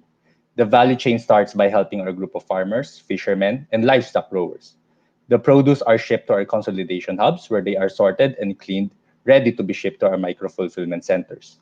These orders are then fulfilled via our e-commerce channels such as Grab, Foodpanda, Lazada, Shopee, our own Zagana.com, and many others. Riders will then pick up the produce and deliver it to our end consumers who are households, offices, and restaurants. Our regulatory industry partners includes Department of Agriculture for Ikadiwa, DTI, and USAID, with the goal of fixing the agricultural supply chain. Zagana was incorporated in January of 2020. During the lockdown, we've expanded to 19 cities, covering the whole of Metro Manila and expanding to Visayas and Mindanao. Our main categories includes fruits, vegetables, meat, seafood, and frozen goods. It is really easy to shop in GrabMart, look for Zagana store, shop for your favorite produce, and check out. It only takes you 5 minutes to order and 30 minutes for the items to be delivered. Same goes with our Lazada store. We have more than 3,000 followers with 93% positive reviews and 97% in response rate. Here's a photo of our MOA signing with Secdar for Ikadiwa, our farmer co-op partnerships, and our farm visits. This is one of our micro-fulfillment centers or cold storages where orders are fulfilled. When an order is received, it is packed, then picked up by the riders. We value freshness, and we've reduced the carbon footprint where produce are shipped directly to our distribution centers to our customers. For product traceability, we know how it was farmed and where the farm is. We are cheaper than the supermarket with one of the fastest delivery time in the market. We have a lot of attractive products to choose from, and foremost, we practice fair market pricing. Since then, we've helped 3,000 farmers deliver more than 100 metric tons of produce and provide fresh food access to more than 150,000 families per month. We are a group of highly passionate individuals who are experts in agriculture, finance, e-commerce fulfillment, and logistics. Together, let's continue to feed the nation for a healthier economy. Thank you. Thank you very much, Joshua. Now we'll open the floor for questions from our judges. First up, who wants to ask first? Josh, Andre here. What are the key metrics that you watch in your business? And of these key metrics, what are you most excited about? Well, first of all, it's the sales. Second, we maintain our waste, at least less than 3%. And that's our focus right now. And also to open more hubs for cold storages and e-commerce channels. What do you mean by waste is at 3%? Spoilage? Spoilage, yes. 3%, okay. Hi, Joshua. Yes, hi. Hi. A few things. Where is your consolidation? Where's your main consolidation center? What kind of price discounts are people getting over wet market or supermarket? And there was one more thing, but I'll come back to it. Yeah. Our distribution center is in Makati. So it's a cold storage. No, sorry. Not your distribution, your consolidation. So where is most of your produce being sourced from? Mountain provinces in Benguet and Nueva Ecija. Nueva Ecija. So okay, those we work closely with the farmers through DA. They do farm linkage with us. Also seed producers who help us give referrals to fellow farmers. And can you repeat the other question? And what kind of price advantage is a customer getting with your service as opposed to wet market and supermarket? So currently it's less than it's between supermarket price and the wet market price, but we are backward integrating in order to get us to the wet market price or even lower. Got it. Thank you. Cheers.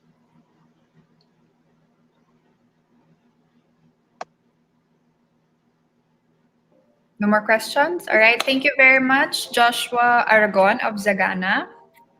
Thank you very much. Guys. Thank you. Next up, let's welcome Mr. Alfred Cardenas of the Financial Today. Awesome. All right, just sharing my screen now. Awesome. There you go.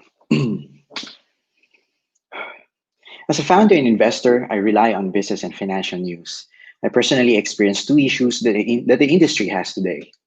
When business news are free, they're often shallow and bombarded by annoying ads. When business news are paid, they're priced in a way that creates barriers for new and young readers alike. That is why the Financial Today exists. We are a subscription media startup that provides ad-free and in-depth business and financial news to the next generation business and financial leaders in Asia and beyond. We are currently based in New York and incorporated in Delaware just last September of this year. In such a short period of time, we have onboarded over 23,000 subscribers, and we secured a rights deal with the oldest news agency in the world, AFP. Every day, people visit our site, 11 pages, and spend 63 minutes on our site, while only having 21% of bounce rate. Our competitors, both paid and free publications, only have an average of 3 daily page views, 3 minutes of daily time spent, and over 60% of bounce rate. For just $4.99 annually, our subscribers will enjoy unlimited access to our news articles, digital magazine issues, podcasts, as well as our online news TV, which is powered by AI that gives a human-like voice to our news reports. On the other hand, our competitors offer unlimited access to their articles for an annual fee of $119 to $415 US. Our customer acquisition cost is currently at 50 cents. That gives us a 90% gross margin. We are on track for our first 500 subscribers and will implement a freemium model and then convert 30 to 60% that will generate us a projected gross revenue of up to $1.5 million US in our first fiscal year alone. We will grow our subscriber base by capitalizing on existing networks to corporate partnerships while implementing incentive-based rewards and referral programs, as well as implementing strong network effects. Our initial market focuses on 10 countries in APAC with a total population of over 600 million and over 500 million who have internet access, as well as over 400 million who are already paying for new subscriptions. The current annual growth for our market is currently at 300%. I'm currently leading the Financial Today as its CEO, using my experience in building million-dollar startups and raising millions of capital outside the country. We recently launched our equity crowdfunding and angel round for 5 million pesos a couple of weeks ago, and we already raised over 600,000, and we are in search for our lead investor for the round. Once again, I'm Alfred Cardenas, and we are the Financial Today. Thank you, and I'm ready for your questions. Thank you. Yes, he's ready for the questions. Judges? Who wants to start? Hi, Alfred. Just jump in here. Yeah, I think it's a great idea because obviously the cost is so much lower. I mean, I love to read the Nikkei, and it is obviously expensive, and I think maybe a few of us are like kind of cheating the system with those filters and stuff on the front. But you'd want to pay for it. For $4 a year, it's a good price, and it makes sense. How many staff are you employing, and how can you guarantee that at that kind of cost that you're actually, getting good news and getting good quality opinion articles and whatnot? Cheers, man. Yeah.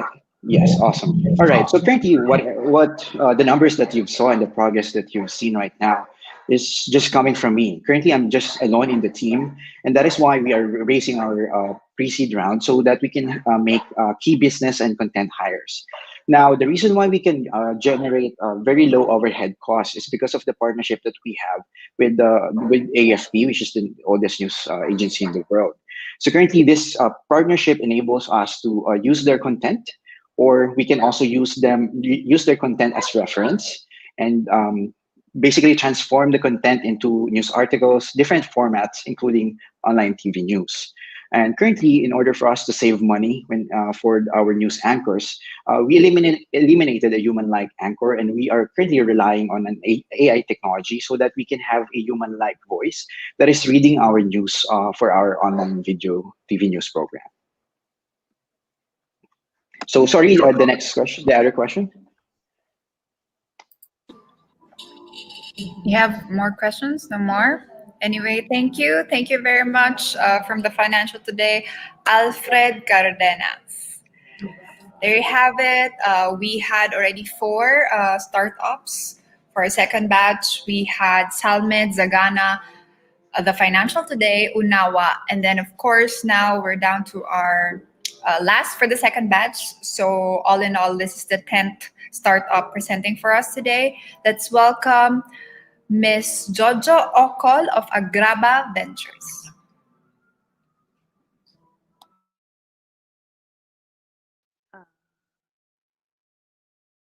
Hello. Can I screen share now?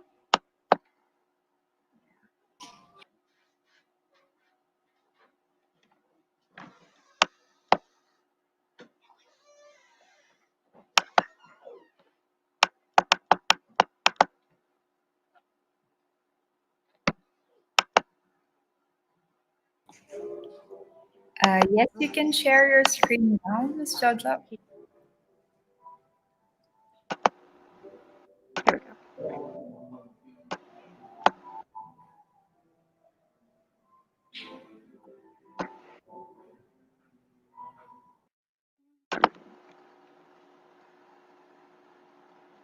Hi, everybody. I'm Jojo, co-founder of Agrabah. We're more than just a platform. We build communities. The Philippine agriculture value chain is very complex and inefficient. In some cases, there are 7 layers before farm produce reaches the end consumer, with the farmers taking the smallest profit share. Farmers and Filipino farmers and fisher folks lack a stable market channel, easy access to financing, and reliable logistics. Agrabah bridges these gaps to ensure farmers are empowered to have a more sustainable livelihood. Agrabah is a joining of 2 words, agriculture and bayanihan, the Filipino core value of uplifting the community. Agrabah acts as a managed service provider, providing improved efficiencies in agriculture trading, finance, and logistics. By reorganizing the chain and streamlining processes, Agrabah significantly stabilizes and increases farmers' profits and incomes while providing better quality produce at affordable pricing, all while reducing waste along the chain. We started manual transactions at the beginning of 2019. We have 3 major commodities, seaweed, cut flowers, and as a response to COVID, fruits and vegetables as of March 2020. These are the gross transaction values of our current commodities, of which we make roughly 5% as a service fee. This is how big the Filipino agriculture market is, and we address its needs through a transactional business model. It has 3 main revenue streams. For Agrabah Wharf, our purchasing platform, we make 3 to 12% of the total contract price per transaction. For Agrabah Logistics, we make 10% of the logistics price for all logistics that we coordinate. And for Agrabah Finance, we make 1,000 pesos for every successful referral to our financial partners. Agrabah positions itself as the market leader for B2B high volume agricultural procurement. And our go-to market strategy is to grow in both volume of fulfillment and variety of commodities that we can supply to our clients. Currently, we're raising $250,000 in seed funding to help us grow out our marketing and sales team in order to reach $10 million in gross annual transaction value with an average of 5% revenue and 30% month-on-month growth. But more importantly, with the funding, we can help support more communities nationwide while providing additional jobs in the provinces. Each member of our team has over a decade of experience in their respective fields. Notably, our CEO has extensive experience in the agriculture value chain. Our mentors, advisors, and partners come from both the public and private sector. We challenge you to join us as we continue to grow our impact and our communities, because we know that the grass is always greener where you water it.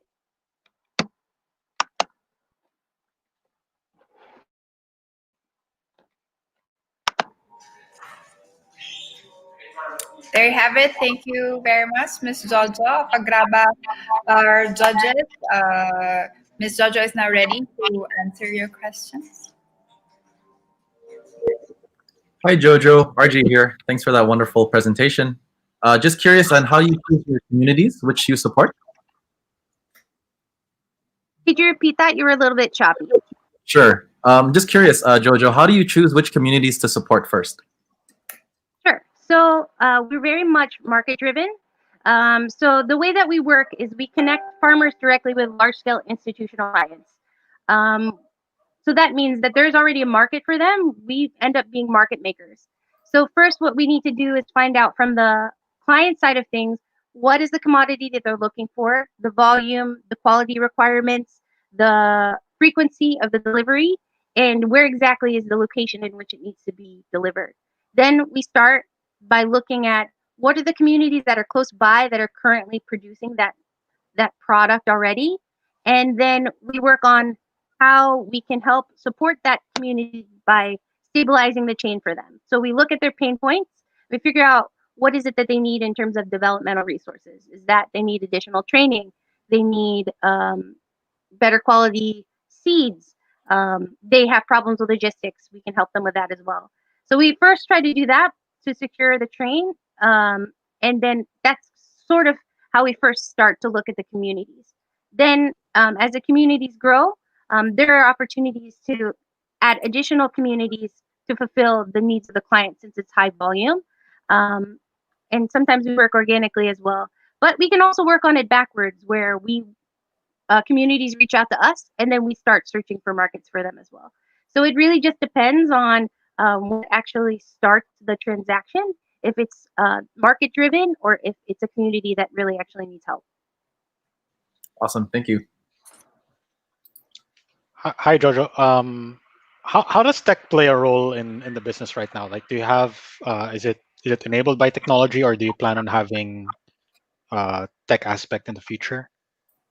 Okay, so right now we the traction that you saw was manually, meaning that we are very much so on the ground. There is going to be a tech play. Currently, we are starting the build. We just got some funding from UNICEF to be able to finish our build for our platforms.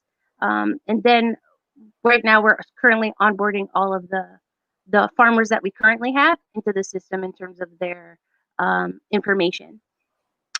But essentially it works first that we have to physically be there in our communities just to see how we can problem solve for them in terms of how we can streamline their processes too, so they can increase their earnings as well, and how we can better make them become more efficient. So there is always going to be heavy relationship building on our part as a business. The technology and even our philosophy for technology is that it's there to help us automate so we can have additional transactions and be able to help more communities. Yeah, there is a technical piece, but there's also like a physical face-to-face transaction as well. Okay, thank you, Jojo. Hi, Jojo. Interested to know what crops are you looking to expand into in the future? And sorry, what was your revenue again, and what percentage is net income? Could you just repeat the last part of that because you were choppy again? Sorry. Sorry. Yeah. So what your revenue is at this point, and what your what you're making, what's the net income kind of thing? Yeah. The net income. Yeah. So if we, well, I can't go back to my slide, but in terms of the net income, it's 5% of that gross transaction value right now, roughly. And your gross transaction is somewhere like 600,000 USD. Right? That's correct. Got it. Okay, great. And yeah, and what crops you were looking to expand into in the future? Sure. So right now, what we show you is what we're currently working on. What we didn't show you is what's in the pipeline. So we do have additional volume that we can provide to the current clients that we have. But on top of that, we're also expanding into bamboo, as well as seafood. So those seafood, are the things yes, those are the things that are coming up in the pipeline. Our clients are actually just waiting for us to start fulfilling their transactions or giving them the green light that we're ready to go. Because currently, all of the traction that you've seen so far has been bootstrapped with a team of 5 and 2 of us working full time. Yeah, incredible. We're in the seafood business, so it's interesting. Yeah, for sure. Thanks, Jojo. Cheers. Thank you very much, Jojo of Agrabah, and thank you very much as well to our judges. And there you have it. We're done with the second batch. So those are 10 startups presented for us tonight.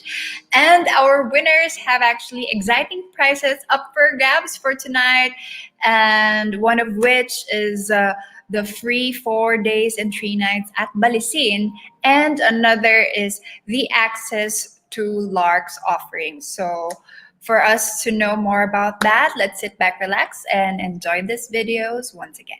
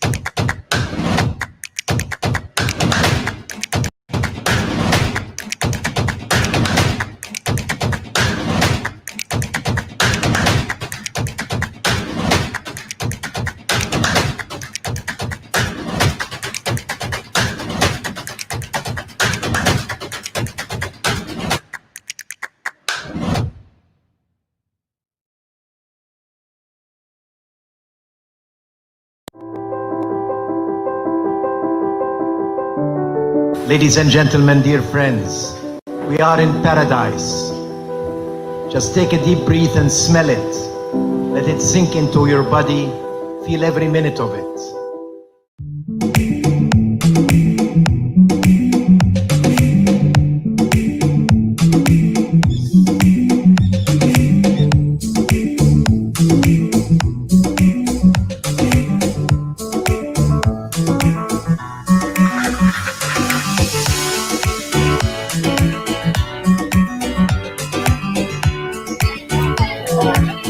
From the start po, I'm a steward. Tapos naging head chef ko dito din sa Galasin.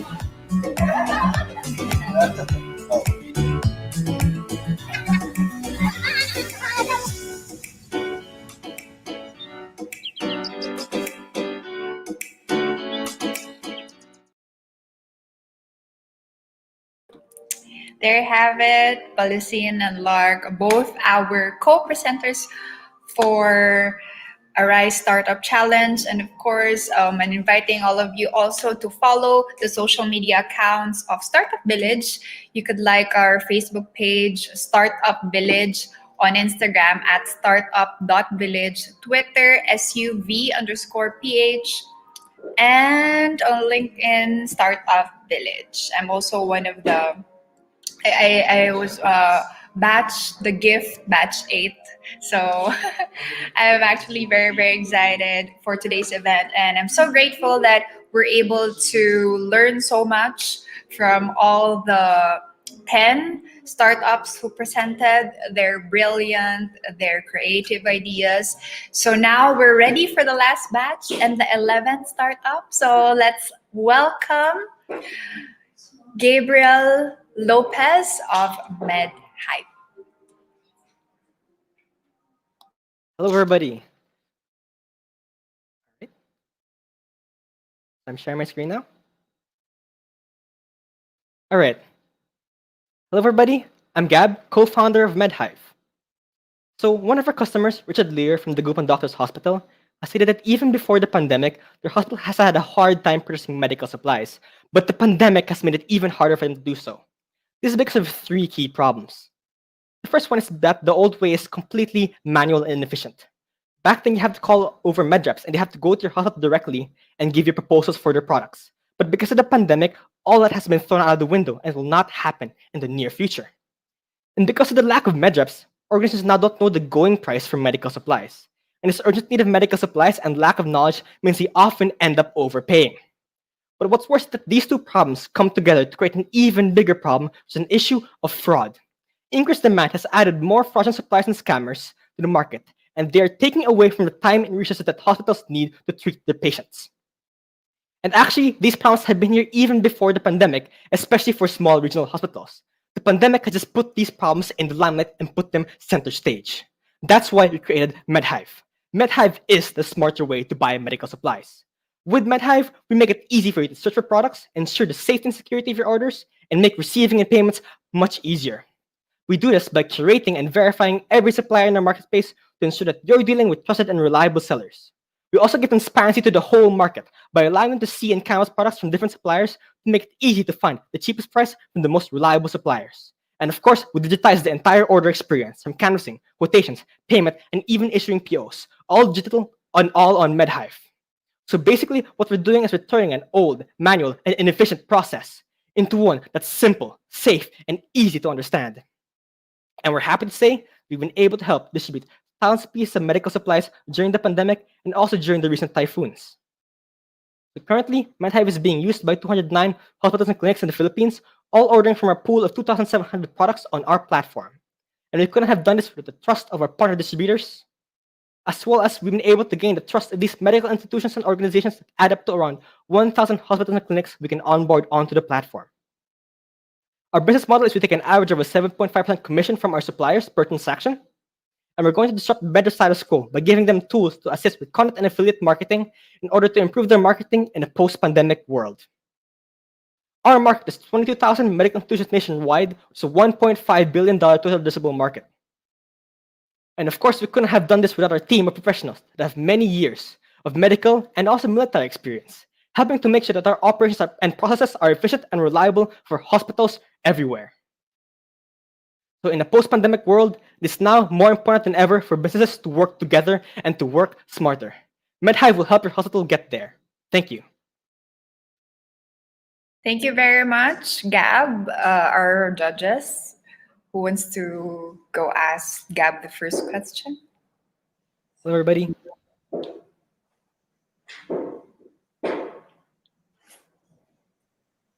Hey, Gabriel. RJ here. Thanks for the presentation.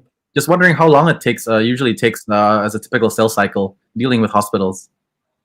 So for this small to medium hospitals, we're seeing that normally they order on a monthly basis. So a lot of our hospitals currently have been reordering monthly, and in clinics themselves have been normally order on around twice a month. So. And how long does it usually take to convince them to use your product? Around 20 days. 20 days. Perfect. Thank you. Thank you. How many meetings is that? Hi, Gabriel. Sorry, Julian. Let me just sneak this in. How many meetings is that in 20 days? That's normally 2 to 3 meetings. So first, we normally present some of the products we have, and then we present also what the benefits of using MedHive. And after that, we see that normal repeat purchases. And so you're coming in, and you're replacing basically a status quo that's totally, as you said, manual.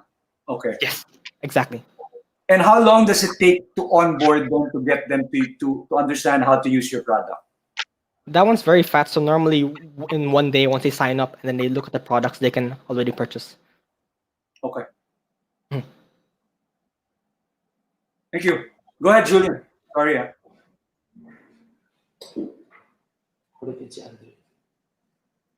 Julian, you're muted. Sorry about that. Sorry about that. Thanks, everyone. Cheers, Audrey. Yes, I remember looking at your deck, and the average monthly spend from your institutions that you're supplying is 4,000 US. How many institutions do you have currently signed up? We currently have 209 hospitals and clinics. Right. Okay. Great. That's all I wanted to know. Thank you. It's great. Great pitch. Thank you. Hi, Gab. Just one question as well. It seems like a no-brainer for hospitals to use MedHive, but what are the usual barriers you face when trying to convince hospitals? Is there anything significant that you've experienced in terms of them not wanting to use your platform, just maintaining the status quo? So currently, it takes a lot of time to try to help them understand what exactly we do. Since a lot of the hospitals are very are normally the older systems, they're used to these older systems. And so there's a lot of time spent on learning and understanding what exactly they need. So we're very glad that Nigel, one of our co-founder and CEO, he has his own 2 hospitals and has been running them for over 50 years. And because of that, we were able to understand completely what kind of problems they need and how to solve them. And because of that, we're also able to gain a perspective on these hospitals and how we can teach them, how we can make sure that our products and our solutions are solving the problems that they're offering. And once you see that, they're just good. Yeah. All right. Thank you. Thank you. Thank you very much. Sorry, one last question. Gabe, do you have any insight as to how applicable this is to, let's say, the ASEAN hospital market? Yes. Yeah. So actually, we've frequently in events or something, we would have people from Malaysia, Vietnam, and Indonesia come up to us and say that, hey, we would really want to have MedHive in our country because they face the same exact problems that we do in the Philippines with hospitals.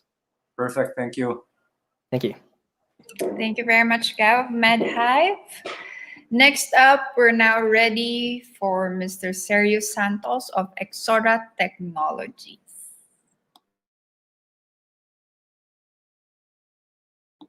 Please.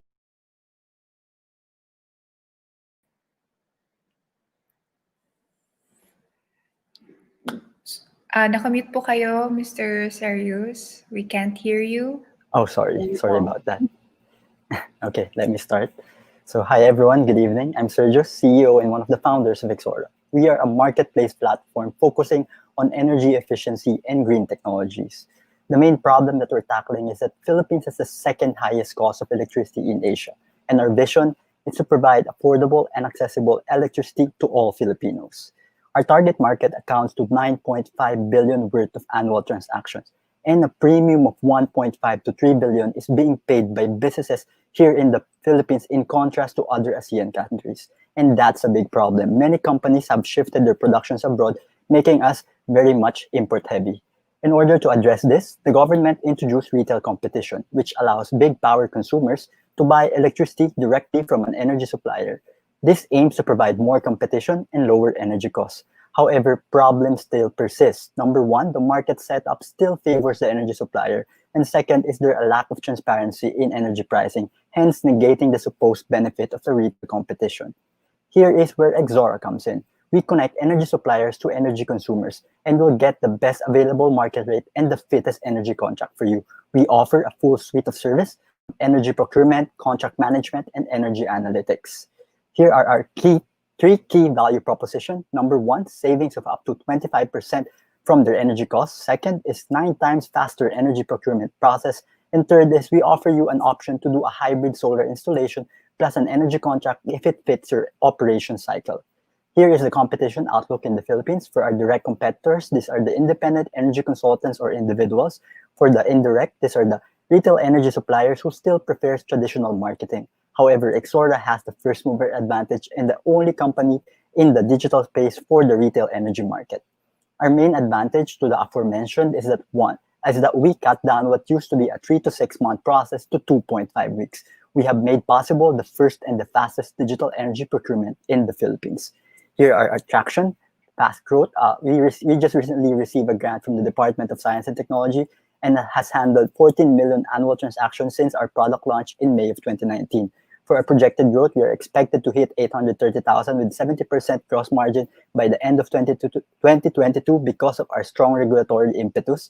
And for the supply access, we have access to 100% of the energy supply in the country with 79% platform participation. Overall, we've saved our clients $435,000 in energy costs. This is us, all enthusiastic changemakers, entrepreneurs, and engineers from Ateneo de Manila. We are joined by our advisors with a combined 30 years of legal and regulatory experience. Attorney Robert handles all our energy contracts. Attorney Nathan helps in the regulation. He was one of the people who wrote the law on retail competition. Engineer RPV, who is our industry expert and electrical engineer. And Mr. Wes Stewart, who primarily helps us in clean technology integration. Overall, we envision to usher the Philippines and other emerging markets for the future of electricity, made possible and made more efficient by advanced technology, communications, and analytics. And just briefly, we're raising 500,000 on a convertible note. So thank you very much for listening. Thank you very much, Serious of Exora. And judges, who wants to go first to ask Serious the first question?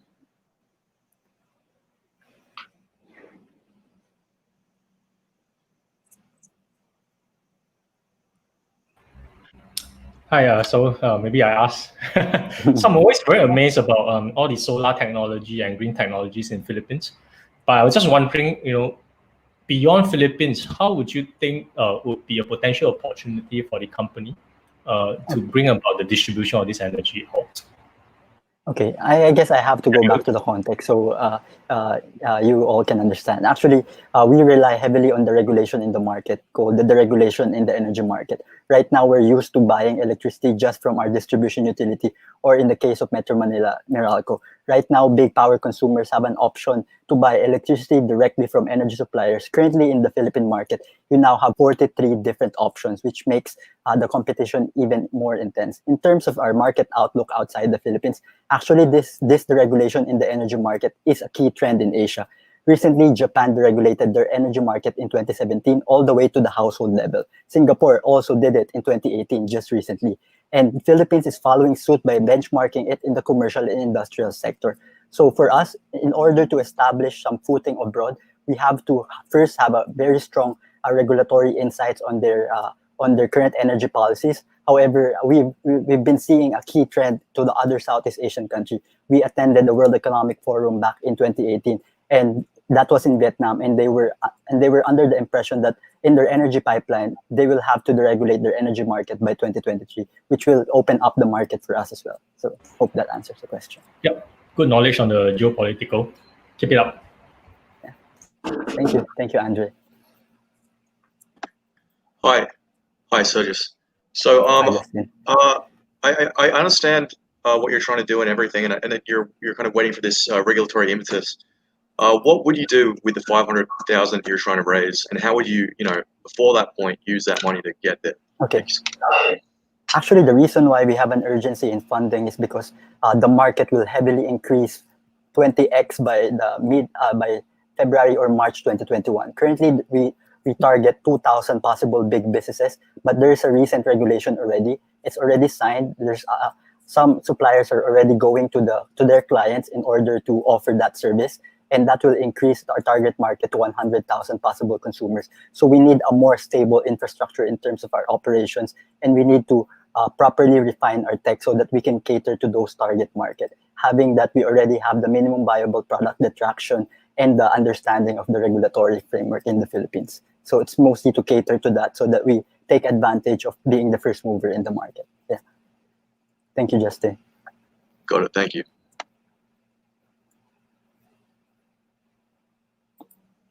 No more questions, judges? We're done. Thank you very much from Exora, Sergio Santos. Thank you. Next up, we now have our next startup to present. Let's welcome Ms. Arlene Martinez of Cartero. Good morning. Good afternoon. Good evening, everyone. Let me just share my screen.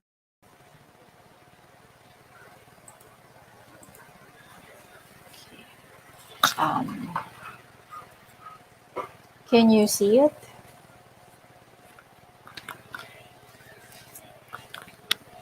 Okay, there you go. Can you see it? Not yet, Ms. Arlene. Can you see my screen? I did share screen. Not yet. We can't see your presentation yet. Share entire screen.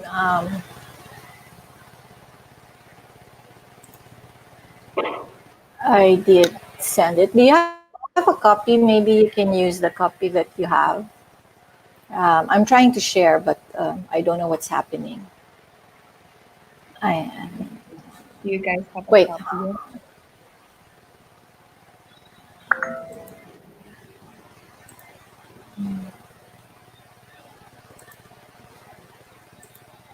There. Can you see my screen? Can you see this? There you go. It's already sharing my window, okay? Wala pa rin po, Ms. Arlene. It's sharing na daw. StreamYard.com is sharing window. If I do this, you see that. Yes. Okay, so you see it's a blank my Cartero, Blank. right? Yes, yes. It's Okay, blank. so because that's the starting point. Okay. Okay, so I will start, or timer starts when I start talking. Let me know if I can start.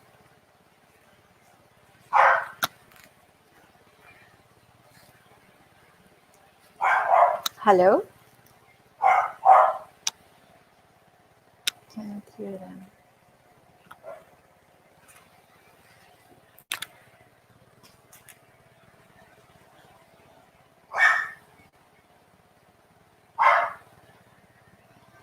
Excuse me. Can you hear me? Yes, we can hear you, Miss Arlene. You can start presenting now. Sorry, I didn't get to hear you there. You can start your now. Okay. All right. Good evening, everyone.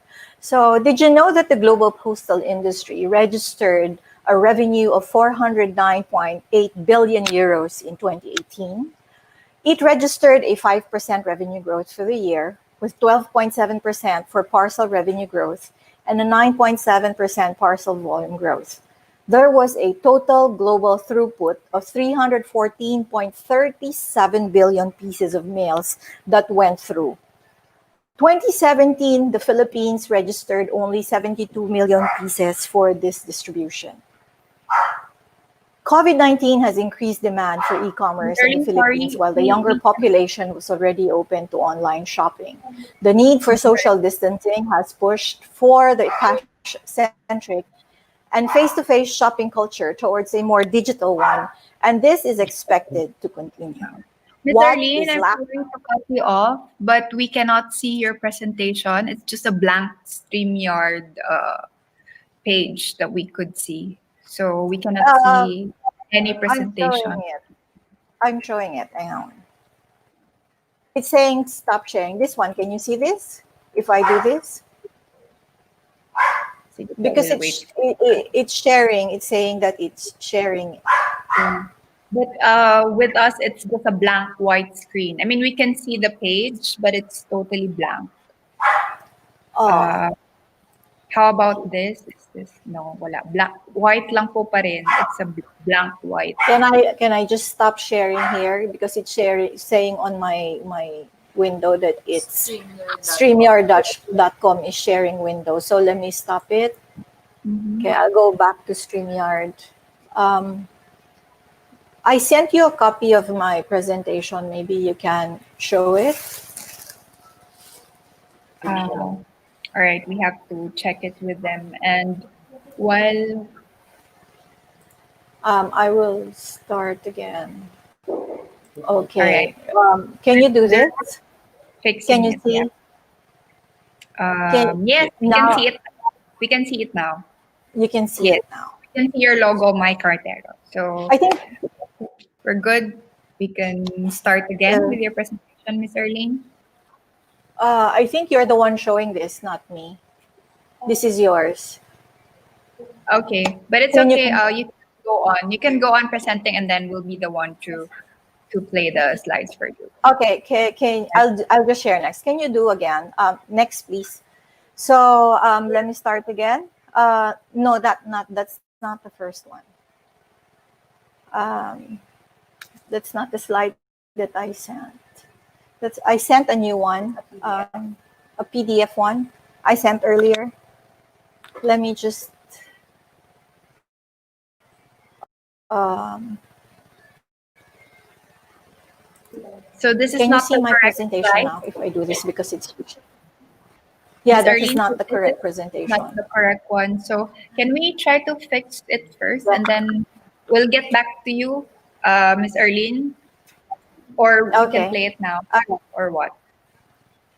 You can just get back to me because it's not the presentation that I have prepared. Right, so we'll try to fix it first for my Cartero. Yeah, we'll get back to you in a bit, Ms. Arlene. So now let's proceed to the next startup to present Mr. Joelson Fabian of Polka Dot PH. Hi, Mr. Joe. Hello. You now share.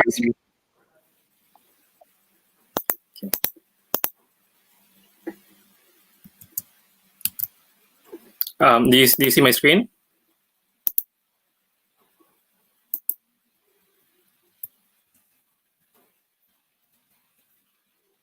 Oops. Hello. Okay. So, hey everyone. So I'm Joe from Polka Dot PH. We do easy installment shopping online. So we are all living in a post-COVID world, and right now more than ever, we need laptops, smartphones for millions of Filipinos who need to work online and to study remotely from home. But unfortunately, many people can't afford that. According to Bain and Company, the market for digital lending in Southeast Asia is going to be $100 billion over the next few years. So unfortunately, in our country, less than 2% of all Filipino adults don't have credit cards. So it's a really big problem in terms of financial inclusion. For our company, we're more interested in a different statistic, which is the employment rate. So we're happy to say that over 90% of Filipinos are back to work as of July this year. This is a huge improvement from the start of the pandemic, and we see this improving over time. So our company is really all about what if there was a way to give like hardworking Filipinos with jobs a way to afford and to get access to affordable credit without necessarily giving them credit cards. So this is our company, Polka Dot PH. We are like a Lazada for employees. So we sell smartphones, laptops, the things they need like in the world today, just to use internet. And we offer installment plans through salary deduction. So we have partnerships with your employer to make the whole experience very, very delightful and very, very seamless in the background. We also do integrations with banks for other clients who don't necessarily want to do that with us, right? So as an HR partner, implementation is fast, free, and easy. So here's our website. Here's a look at what we've built so far. And so we work with some of the largest big name brands, electronics, and distributors all around the country to provide these high quality products for our employee customers. And since we work with your HR, again, the payments are deducted automatically. So our efficiency rate is very, very good.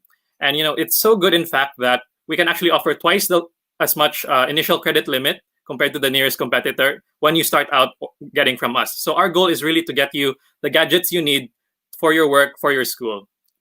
So here's a look at some of the clients who are happily using us right now. A lot of them are in the BPO vertical. So they really love electronics, and it is a good industry even after COVID.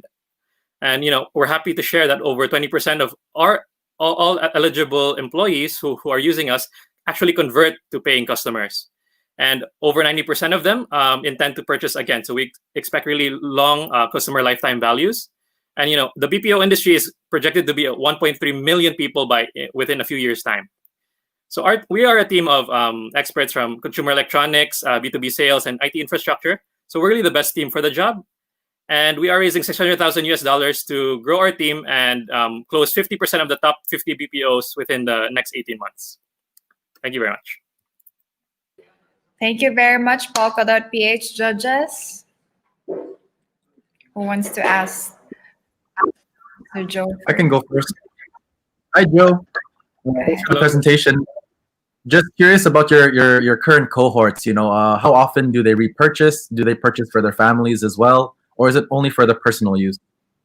Yes, so we are very glad to share. A lot of the time it's for their kids. These days it's for their kids. They need smartphones to join their online class. And we have had a lot of repurchase. Unusually, we could get 5 orders from just one person within just 1 year's time, because they want to pay it quickly so that they can get the next thing, right? So we kind of hook them in, but at the same time we're giving them a great deal. So we're very happy about that. Perfect. Thank you. Hi, Joe. This is Andit. Yeah, I kind hello. of like this idea a lot because I think, this is also one of the ideas that can go outside of Philippines. For the fact that, for example, in Singapore, right, there's a lot of foreign workers, right? Likewise, they can't get credit cards, right? So, so have you thought about other markets that you might be entering in parallel, right? After, say, your 18 months plan? Yes. So once the effects of COVID die down, we are very bullish on the hotel and hospitality market, and potentially nurses in the country who also need to who also need good credit, and also like the manufacturing industry in the Philippines, we do want to support a lot of those people as well. So. Gotcha. No more questions? Joe, just quickly, how many customers do you have, and how many transactions has that resulted in? Yeah, so cumulatively, we've made around over 1,000 orders have been already fulfilled through our platform. We've been around for about 2 years now, and we're serving some of the BPOs here in Cebu and in Manila. So we are nationwide, and we are on the cusp of closing some big deals with some of the largest BPOs in the country right now. So we see our growth rate like going up very, very soon. So, how many individual customers? Yeah, individually, we've helped around 700 people afford the things they need. Thank you. Thank you very much, Mr. Joe Fabian of Polka Dot PH. And now we're ready to welcome back. Thank you very much, Mr. Joe. And now we're ready to welcome back Ms. Arlene Martinez of My Cartero. Thank you. Good evening, everyone. We start with page 2. So, yes. Now, did you know that the global postal industry recorded a 409.8 billion euro industry in 2018? There was a 5% revenue growth for the year, with 12.7 parcel revenue growth and a 9.7 parcel volume growth. The total global throughput of mail, can you imagine, is at 314.37 billion pieces of mail flying around the world. The Philippines alone in 2017 recorded a 72 million pieces of mail. Next page, please. And COVID-19 has increased demand for e-commerce in the Philippines, while the younger population was already open to online shopping.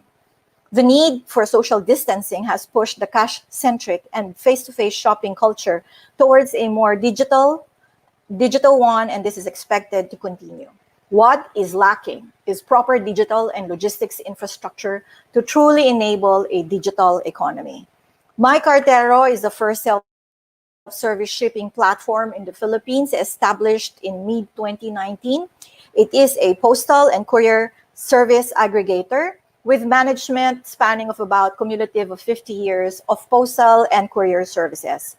The pain points that we are addressing, or the market challenges, is that no alternative trusted postal options, delayed of 1 to 2 days issuance of international tracking number, and stereotype shipping entails queuing, where shippers travel to the nearest post or drop center and queue just to ship, increasing exposure and the risk to COVID. There is also inefficient mail label preparation. Cashless transaction is unavailable. Now, how My Cartero works, we provide digital access to international postal operators and private couriers, allowing immediate release of tracking numbers for fast and easy transactions or easy reference. We process cashless transactions online and provide less export documentation process with one simple declaration form. Now, we utilize simplified export process using the Unified Customs Documentation, expediting customs clearance at the destination post office. In the Philippines, we have about 1.42 million MSMEs with 87,000 online sellers and 2.2 million OFWs and families. My Cartero is giving global access and easy process to over 192 countries globally and more than 7,700 barangays nationwide. You go next slide. Easy process is easy as 1, 2, 3. So all they need to do is log into My Cartero, prepare, print labels, pay on cash or bank deposit and GCash or PayMaya, and proceed for pickup. Now, we made it easy on the pocket, reduce minimum weight to reduce postage cost. At My Cartero, we deliver what matters. Thank you. Thank you very much, Ms. Arlene of My Cartero. Judges? Questions for Ms. Arlene? Hi, Arlene. Great idea. Wondering how many packages have you delivered to date, and Gosh, my memory is so bad. What should we do today? And how are you getting the word out there to these smaller entrepreneurs and shops? Thanks. Yeah, from January, yeah. Let me answer your first question. Well, from January, in spite of COVID, we were able to handle almost 30,000 and up packages already. In spite of the COVID, what we did, we advertise online through Facebook and word of mouth. We have partners in eBay, and just recently we signed a digital marketing partnership with Optimize to allow us to be able to reach more. So that is how we have started in September to December last year with a few customers' corporate accounts. So now it has grown, and we have been seeing traction not only from B2C but B2B as well.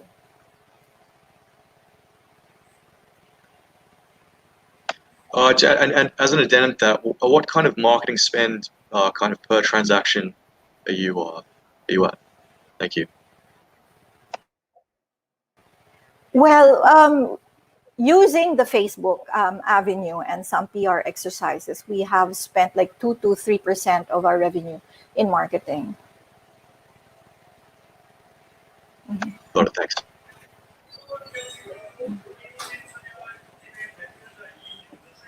No more questions? You're good? All good. Thank you very much, Ms. Erlene Martinez of My Cartero. Now we're down to our last presentation. And let's all welcome Mr. Gian Fabia of Rebirth.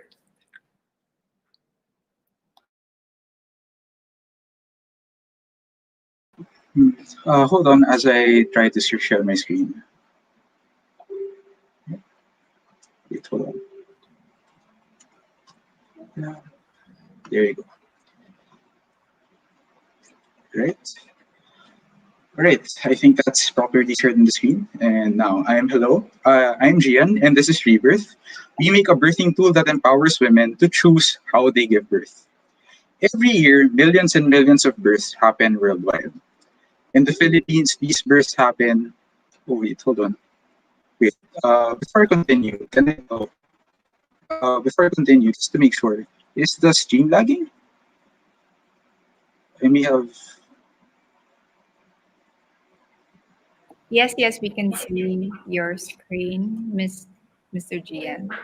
Go ahead. Oh, okay. In that case, as I've said, every year, millions and millions of births happen worldwide. In the Philippines, these births happen across the 30,000 health facilities nationwide, especially in the rural health units or RHUs. Half of them are in Luzon, and 495 of them are in Manila. These 495 alone cover 60.1% of all health facilities in Manila. It's not unusual to hear stories like these in rural health units. This is Pabella Hospital, and reports say that in 2015, 4 mothers share 1 bed. Now in 2020, it's even worse. 7 mothers share 2 beds put together. If we care for mothers and children, we want to make their childbirth experience a positive one, and this definitely needs improvement. Now, if we change birthing beds, we change a large part of the birthing experience. Here's Doc Jo. She works in a rural health unit, and here's what she thinks about birthing beds. They're disempowering, they have the wrong design focus, they're made of uncomfortable materials. Okay, I'm receiving news that my slides aren't moving. Okay, if that's so,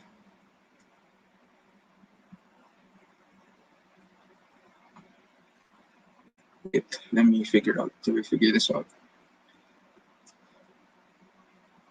Which slide? Slide 5.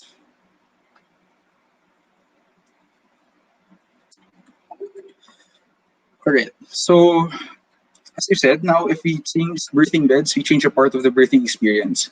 Doc Jo from the rural health unit thinks that these birthing beds are disempowering. They have the wrong design focus. They're made of uncomfortable materials. They look intimidating and they're expensive to procure. Birthing beds have been this way for a long time, and something needs to change. And that's where we come in. This Rebirth's patent-pending design empowers women to choose and change their birthing positions.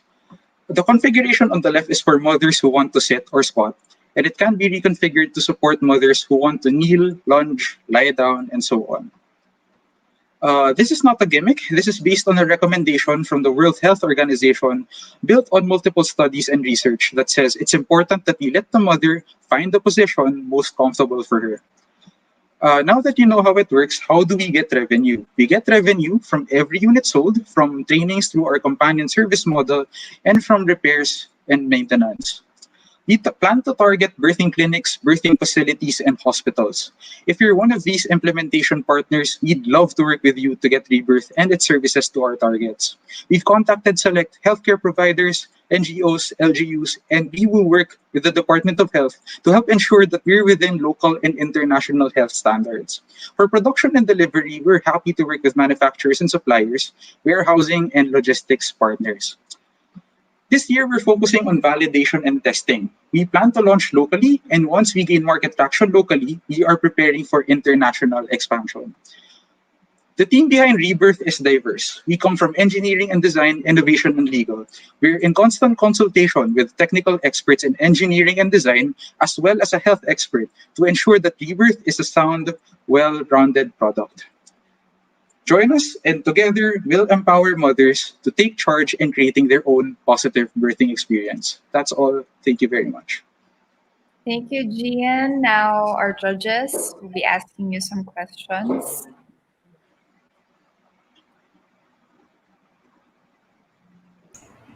Starting off. Yeah, Sorry, just a quick question. Yeah, here's Andy.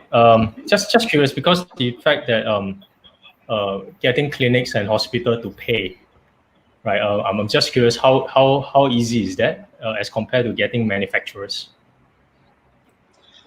I think an important part of the information is missing now. Just to lay down how we'll enter birthing clinics and birthing facilities. Firstly, we'll go through our beachhead markets, which are birthing clinics and birthing facilities that have the capacity to pay, mostly government-based birthing facilities. And I've mentioned also earlier that we're focusing on validation and testing, and these testings will be done in accordance with them also. So they're our first purchasers. And as time goes on, and as we build our networks, we plan to get more and more connections via them. Okay, yeah, thank you.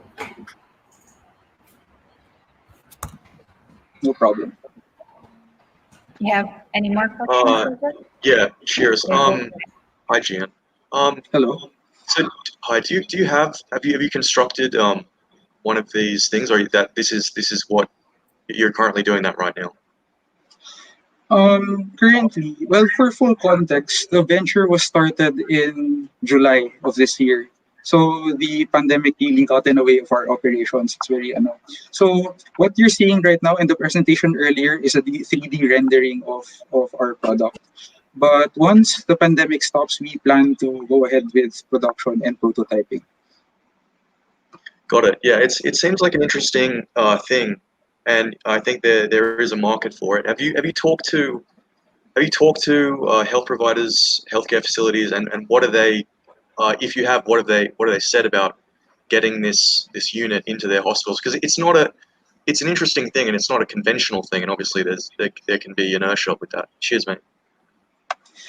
In the process of designing our product, we've closely consulted with the maternal and newborn health expert, and the feedback she's gotten so far is stellar. She notes that there is not much innovation made in this sector of maternity, childbirth, and tools, and this so far, she says, that is a step in the right direction.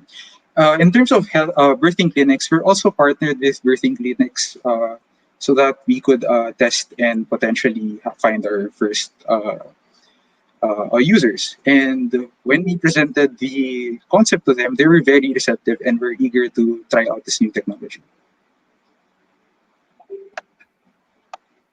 Thank you. Cheers. Thank you. No Thank you, Gian of Rebirth. Thank you to our judges. And there you have it, our top 15 finalists for tonight. So we'll be back shortly. We'll just be having our deliberation with our judges as well. So who do you think will be our winning startups for tonight? We're all excited to know, but we'll be back shortly. So just sit back, relax there, and we'll be announcing the winners in just a short while.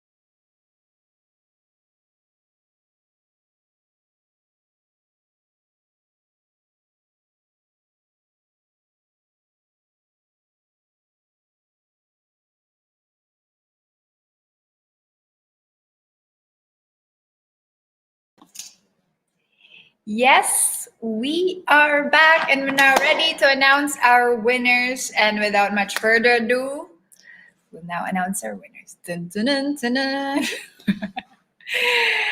Congratulations to all our 15 finalists. You all did a great job, and it doesn't mean that if you don't make it, you will not. Startup Village will always be here to, of course, guide you and to share opportunities with you guys, especially that all of you are having creative, innovative ideas or presentations. So now we'll now announce our winners. Congratulations.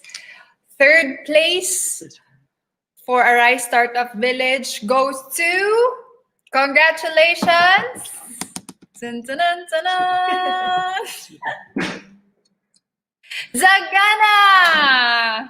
Congratulations, you are our Arise Startup Challenge third place winner.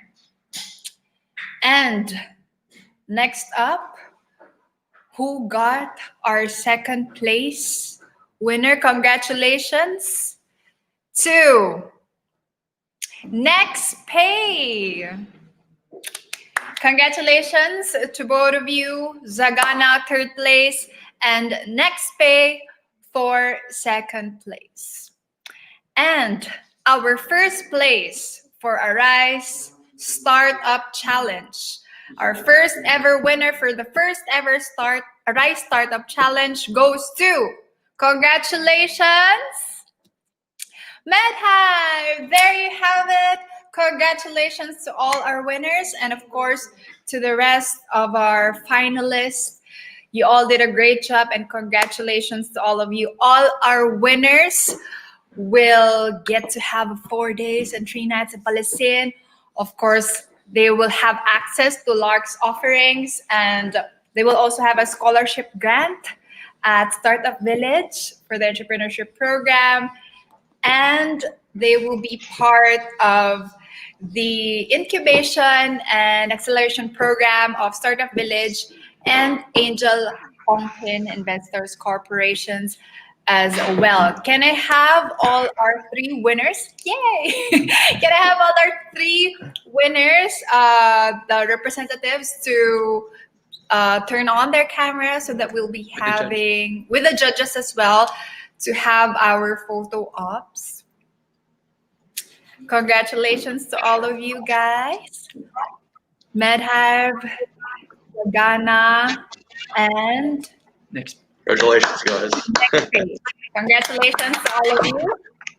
Thank you, everybody. We'll see. Let's ask Julian. I will get back to you on that. All of them are we'll figure something out. But I'll see you for cocktails very soon. We actually, MedHive, all right. So who will take the screenshot? Team Asia. So can you give us a cue and count 3, 2, 1? I'll join you guys. Yeah.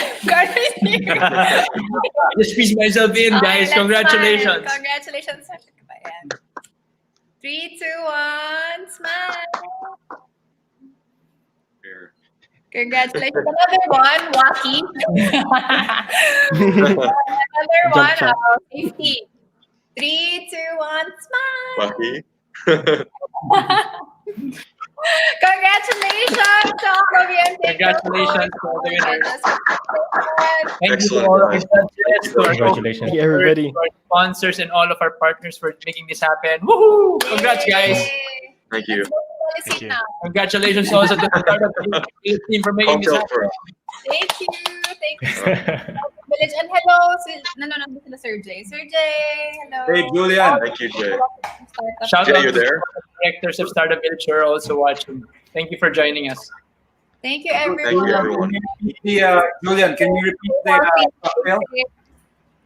Yeah, so the cocktails are this coming Saturday, Yes. 28, 5 p.m. at the poolside 6th floor City Club in McCarthy. So it's please not- come. So it's not tonight, huh? Not Not tonight, tonight. yeah. Yeah, We'll have me our own. privately. Have our own. I think With we're my already dad, having yours, Andre. Yeah. It's been a We long also night. have ours here. Thank you, Andre. Cheers, everybody. Thank you. Cheers. Congrats, Cheers. congrats to the 3 teams. Cheers, Thank guys. you. Thank you, Congrats. judges. Thank you, Thank you, everyone. sponsors. Congratulations. Don Joshua. Very much. Gabe. Congrats. Done na. Congrats. Mag-isa na lang ako. Bakit? Ano to?